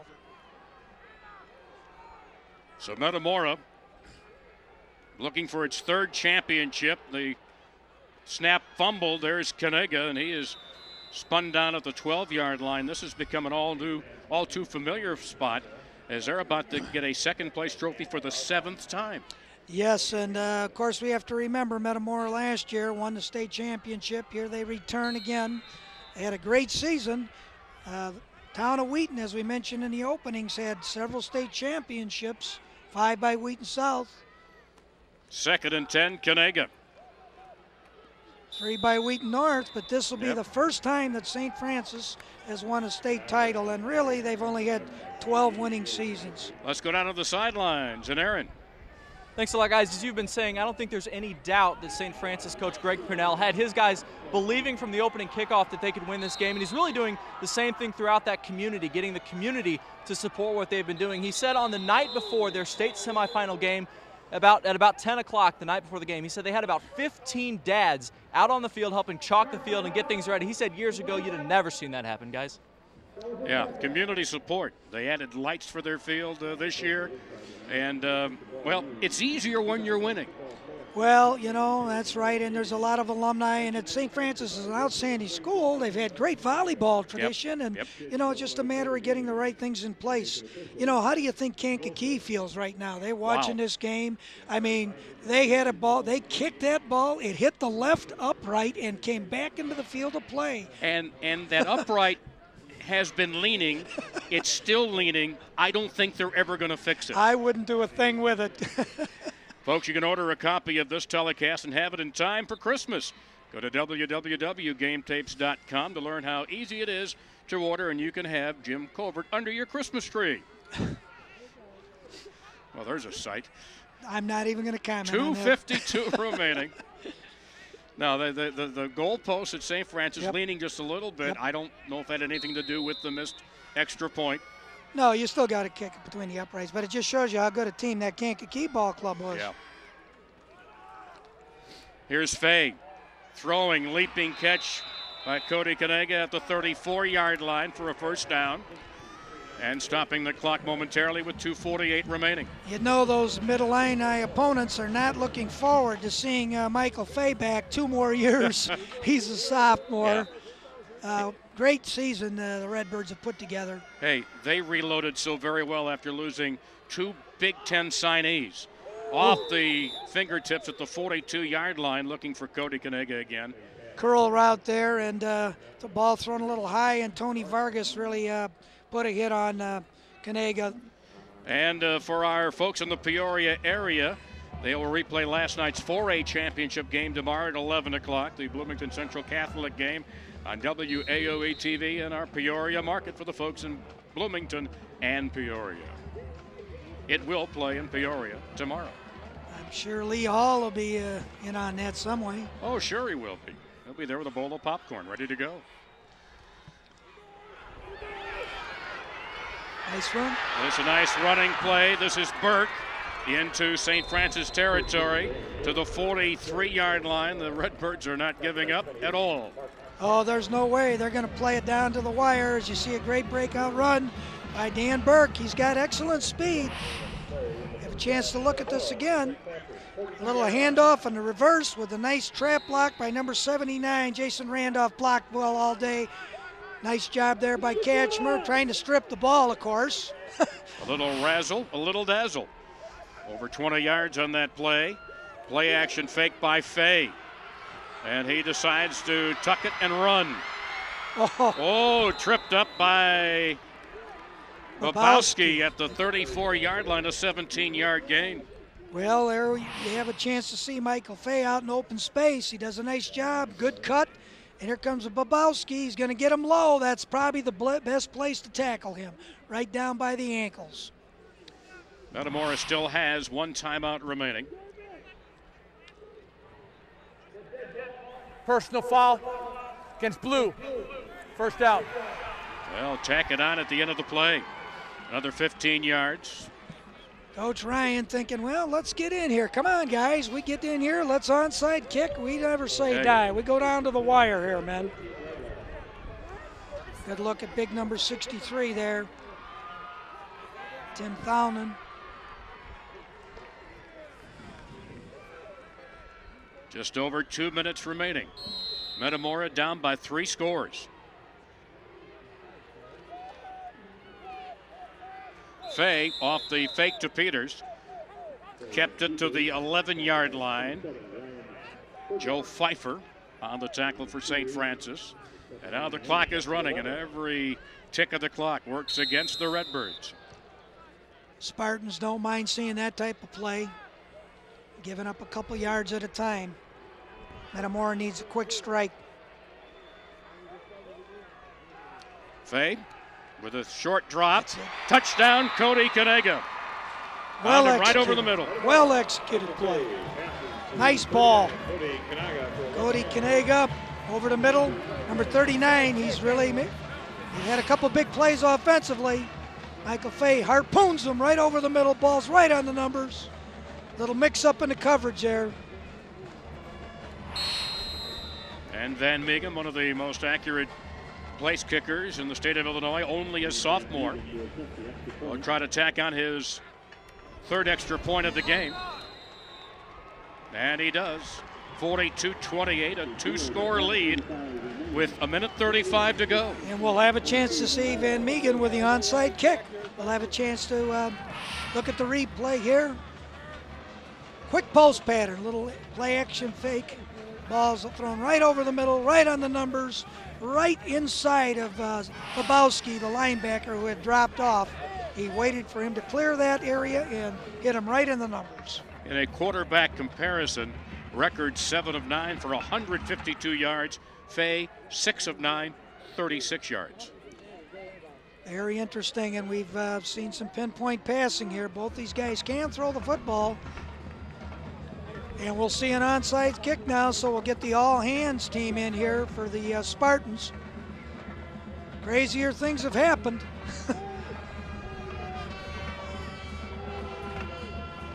Well, both these teams have athletes who could break it free, break it open. 8 plays there, 88 yards, but it only took 217. A very nice job of responding by the Redbirds. That's why they've had such a great season. They've not been in this position all year. You can see him set up for the onside kick from Van Meeghem. I don't see any 70 numbers up there in that front line. It's gone 10. And who's got it? I don't know. It looked like Metamora, a Metamora player had a great shot at it on the high bounce. It took the high hop, you know, and that's what you want to see. Oh, St. wow. Francis ball. We'll see as they peel him off the pile. It'll be Spartans ball. Let's watch it again. Watch it when it takes the high bound. It does. Right there, it goes off the hand of Robinson, and it looks like... I thought for a moment that Josh 87 Kennedy... would it be? I I'm thought not Josh sure. Kennedy had a great shot at it. Here we number go. 23. Here's a good look. Here's a good look. 87, it looked like to me. That's Nick Loizo. He's a junior, and he'll remember that. By the time he's our age, he will have won the ball game single-handedly, right? By the time he's our age, he may not remember much else. Look at this. Look out, here goes Babowski. Would you look at that? And can he run? 57 yards on the touchdown. What do you say about that? Wow. What do you say about that? Well, I think his dad's probably heading down from the upper booth as we look at the replay. Just a great job of running. A lot of room out there back to the backside. He's got good speed, doesn't he? He's too striding it there. Well, what a great 1-2 punch. No doubt about it, all season long. Babowski, Kachmer. You see Kachmer now will hold.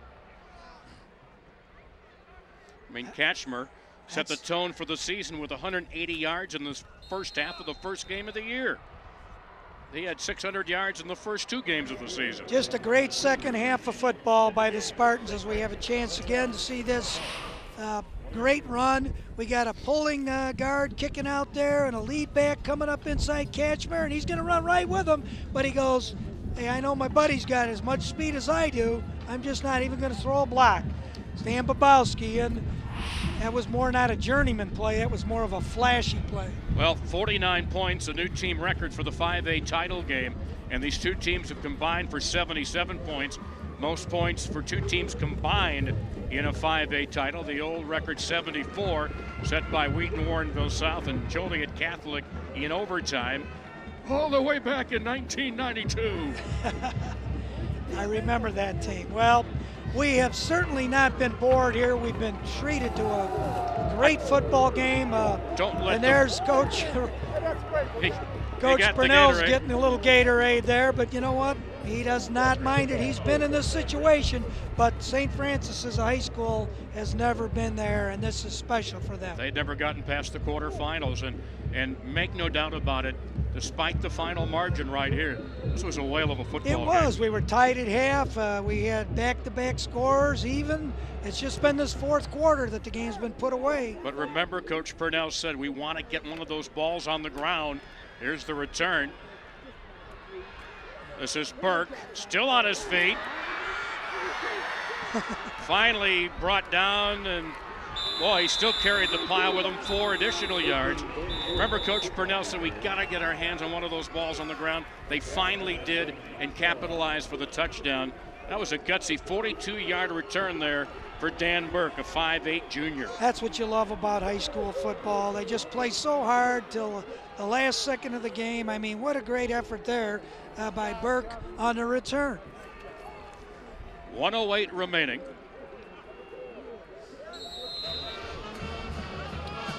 Burke there is going to have a shot at catching a ball, possibly. Here is Fay.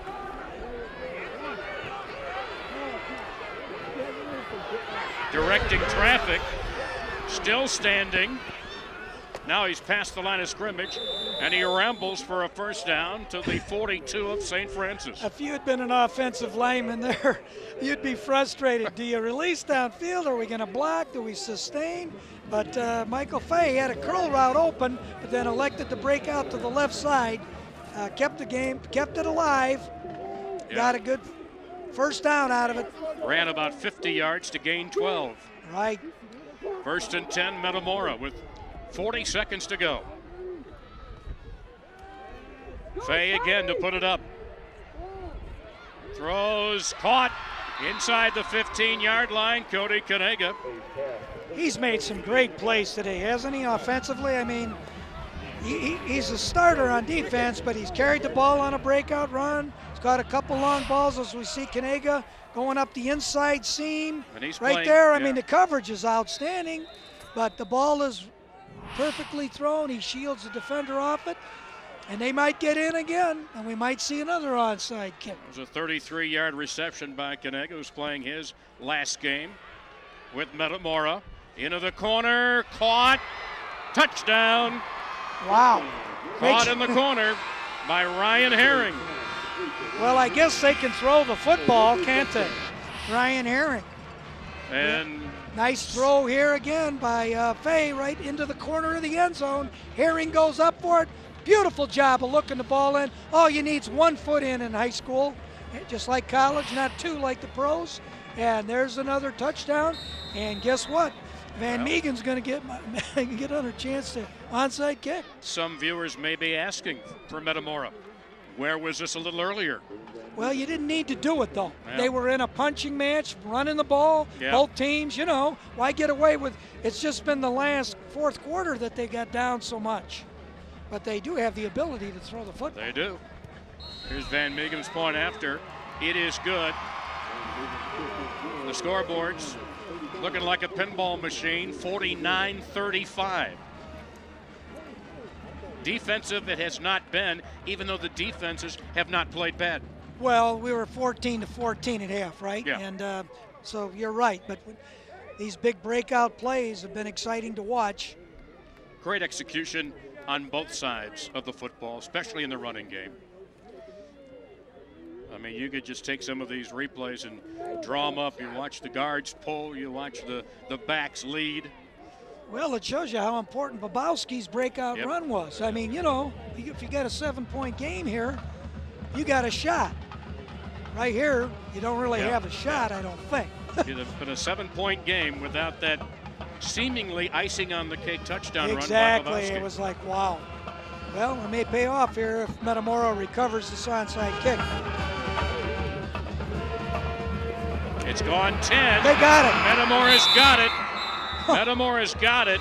And 23. Josh Kennedy, who almost had the last one, does get this one. That's beautifully done, and when it gets the high hopper, that's exactly what you want for your guys to recover.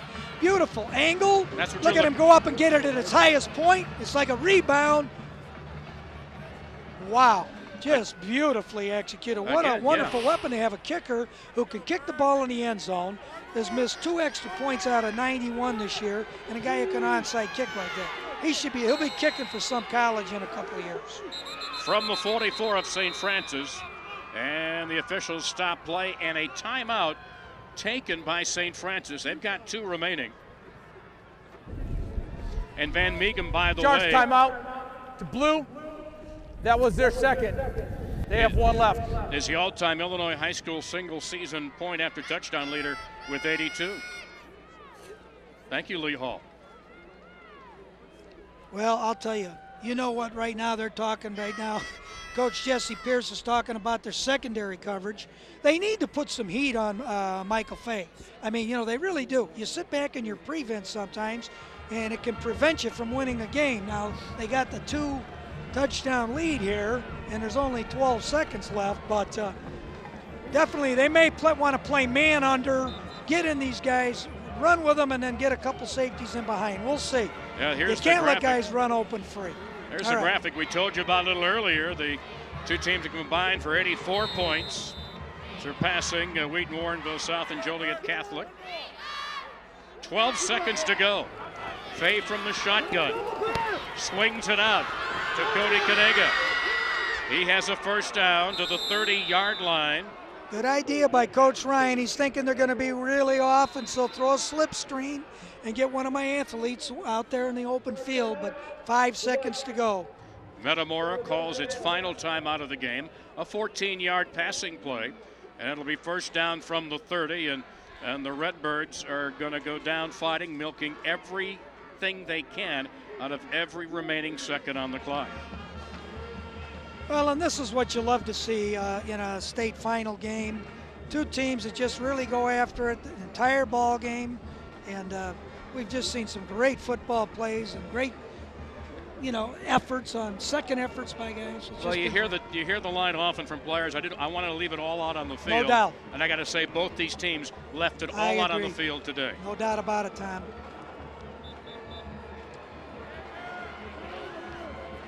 An entertaining game, to say the least. 5 seconds to go. Empty backfield, of course. Fay looking in the corner for Kennedy. It's incomplete. The game is over, and St. Francis has won the 5A state championship. Out of the Suburban Catholic League, and I think that competition they played this season really readied them to get into this game and perform the way they did today. Yeah, the playoff teams they played Montini, they played Immaculate Conception, another great power, traditionally Woodstock Marion, Addison Driscoll. Yeah, Driscoll Catholic, excellent teams. And it really got them prepared during the season for this kind of game. And I'll tell you, that game with Kankakee was a nail-biter. And the previous game in the playoffs against Marmion Catholic was a good one also. Well, in the playoffs, Metamora allowed 43 points total, gave up 49 today. That shows you the accomplishment of the St. Francis Spartans. First state championship title for the Spartans, and congratulations to Greg Purnell and his team. And congratulations to Metamora for a great run. Their 27-game winning streak comes to an end in the state championship game, losing a lot of talent a year ago. That's for sure, and I'll tell you what, that offensive line of theirs did a great job this year. I'm so proud of this community, our kids, our student body, and just the whole St. Francis Wheaton area. It's been just a miraculous year for us, and I owe everything to 12 seniors who last year, after finishing 3-6, said that's it, we're going to be a much better football team. And I don't think anybody realized we could do this, but they did, and that was the whole key. This Metamora team hadn't allowed more than 20 points in a single game all year, and you hung 49 on them. How'd you do it? Well, our misdirection offense, our Jeff Records, our quarterback, is just outstanding in his faking and execution.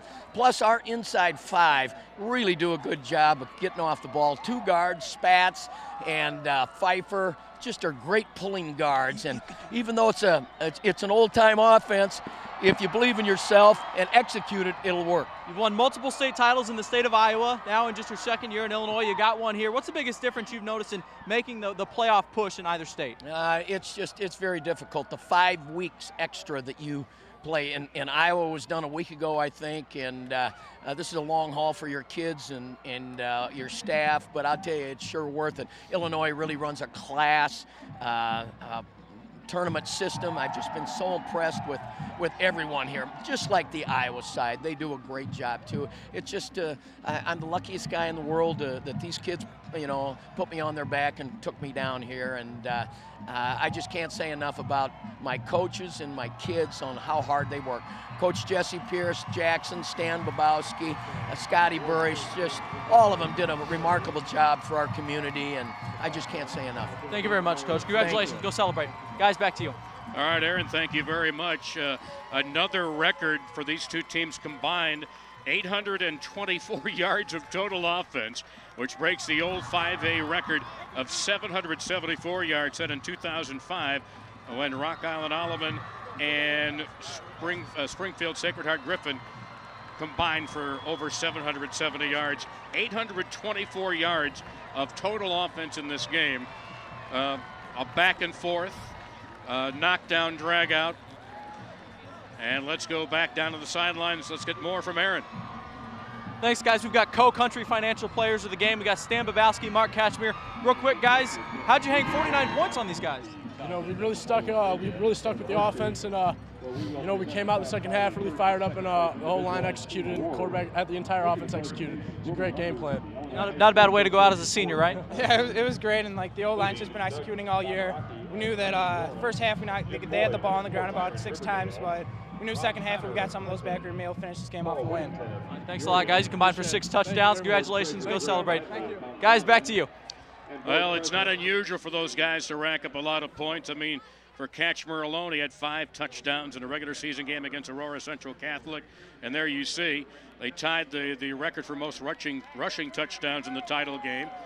3 combined each for Kachmir and Babowski, as they tie a record held by 7 other players. Right, and Kachmir had that one breakout run as a quarterback, remember? Yeah. That got called back. That would have been the record setter.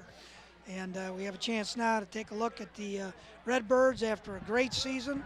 And I'll tell you, we see number 79 up there, Jason Randolph. Boy, did he do a great job of blocking today, like he has all season with his teammates, along with number 49, Charlie Heinzman, captain, defensive leader. And maybe the turning point for that team is, let's first take a look at the second place trophy and medals being awarded to Coach Ryan and the captains of the Metamora Redbirds, who will add another title, another trophy to a trophy case that's full with plenty of hardware from the state football playoffs over the years. Going all the way back to 1975 when they won the 3A title. That's right. This is their 7th second-place finish.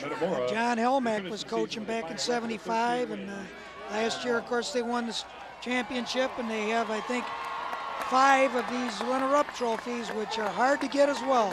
A lot of teams were very good football teams, didn't get into the state final competition. The smiles aren't there, but the smiles will come eventually when they realize their accomplishment. 27 consecutive victories and 2 trophies in 2 years. And I'm sure they have a great deal of respect for the team they played today as well, because St. Francis Spartans really came out and played an outstanding game against the Redbirds. Here come the victorious Spartans. You know, Coach Purnell mentioned the 12 seniors. He said, those guys have taken care of the motivation for this team. He said, you know, there's a sign at St. Francis that says St. Francis football, where no one cares who gets the credit.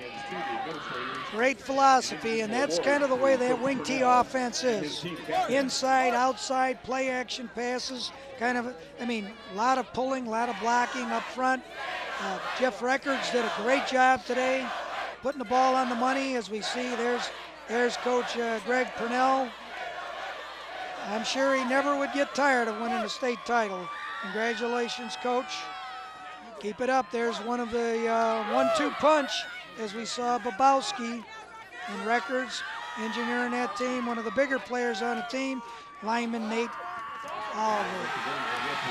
And the way they bought into Purnell's system and believed, coming off a 3-6 season. That's right. And they had to beat a lot of good teams to get here and to get through their conference. Maybe the one that really let them know was the win over Driscoll.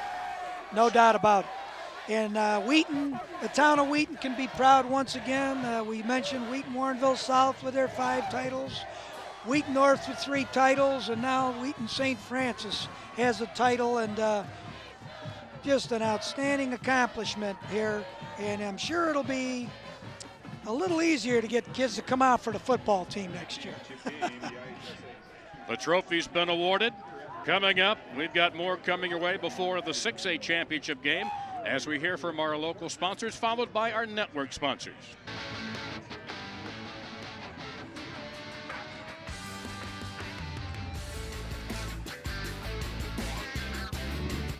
Lee Hall, Paul Parpet, and Ron Muhich back, and the state championship in 5A goes to Wheaton St. Francis. Pretty dominating performance here, guys, in the second half. Metamora did not quit.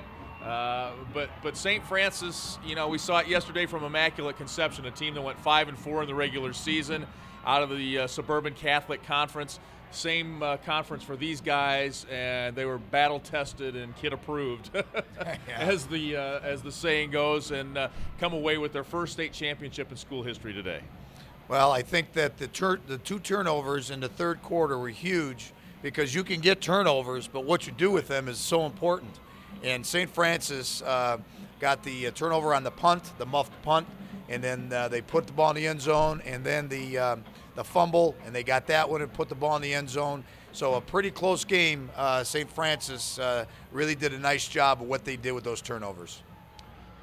You know, a football game and a championship game, where you tell your kids every year it comes down to 1 or 2 plays, and those 2 plays were they came out of the halftime, they stopped St. Francis, a 3-and-out, and of course the muff punt gives them the field position at midfield, which allows them to go ahead and get the lead again, and then come back with the fumble, and the football had been on the ground a couple of times by Metamora, but this time St. Francis got the fumble. Thought that play was critical. They went down and scored.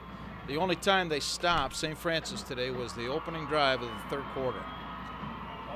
Only 8 lost fumbles for the Redbirds all season, so very uncharacteristic. And as we spoke, it wasn't really St. Francis necessarily stripping the ball. Metamora, kind of an unforced error, as they say in tennis. We have stats for you guys to take a look at those. Brought to us by Menards. Save big money at Menards. 49-35, 14 points off turnovers in the second half for St. Francis, and that's the difference in the ball game. Well, if you look at the net rushing yards, it is so close. And like I said earlier, it's what St. Francis did with the turnovers that they got. I'd like to congratulate Wheaton St. Francis personally, being from Wheaton, Coach Purnell, and also Coach Bobowski, his son, 3 touchdowns, Cashmere, 3 touchdowns, 125 yards rushing, 126 yards rushing by both kids. Excellent 1-2 punch for Wheaton St. Francis. And if you look at that time of possession, guys, a lot more time on the clock for Metamora. They're a team that when they get down, they don't throw a lot. We saw them throw there at the end. They don't throw it a lot. They can throw it, but they don't throw it a lot all season, and it's tough for that kind of a team to come back and make a quick strike. Wheaton, quick scores. Metamora had to work for their points today. And, you know, Metamora was not used to coming from behind. And I think that the rhythm that the St. Francis offense had and generated that rhythm and controlled the ball, because there wasn't a whole lot of times that Metamora stopped them. And when you have a couple of guys in the backfield that you can give the ball to, and they're clicking on all cylinders, it's a tough thing to stop. You know, congratulations to Metamora. Fay, a sophomore quarterback, leading the team, 144 yards rushing. Peters, 114, 7-10. For Fay, 91 yards passing at the end of the game. You can see he can throw the ball when they had to. Again, it comes down to that 1-2 punch of St. Francis, just keeping the pressure on Metamora to be perfect. And every time they touched the ball, they scored. They kept the ball moving towards the goal line. Big runs, big plays by both running backs. Let's take a look at some of those highlights, guys, from the second half. Our Honda post-game highlights. Happy Honda Days from your local Honda dealer. Looks like this is the touchdown pass. As you mentioned, Coach Fay can throw it. And that is Cody Kanega with the touchdown catch. And Stan Bobowski says, hey, you know, Kachmer's not the only guy on this team that can run the football. Right. You know what? He looks great coming down here. What a tribute to the offensive line of St. Francis. And some good speed for those guys, too. I mean, once they popped through the line and got into some open territory, Metamora could not catch them. Well, I think the big play also is when Wheaton St. Francis hit that deep post route and kind of got, that safety down a little bit and took advantage of it. And that was a big play. That was right after a turnover, and they hit that post route for about 60 yards. And when you can do that to keep the defense honest and then run the ball like Wheaton St. Francis did, they are the class of Class 5A. Absolutely. 2 big pass plays there. I also thought the tight end screen was a big call on third down, which kept that drive alive and got, after a penalty, got them the chains moved and kept their drive going. But both quarterbacks played exceptionally well. did a great job of keeping their offense doing what they do to get them here. All right, that's going to do it for this segment. We will be right back after these local messages.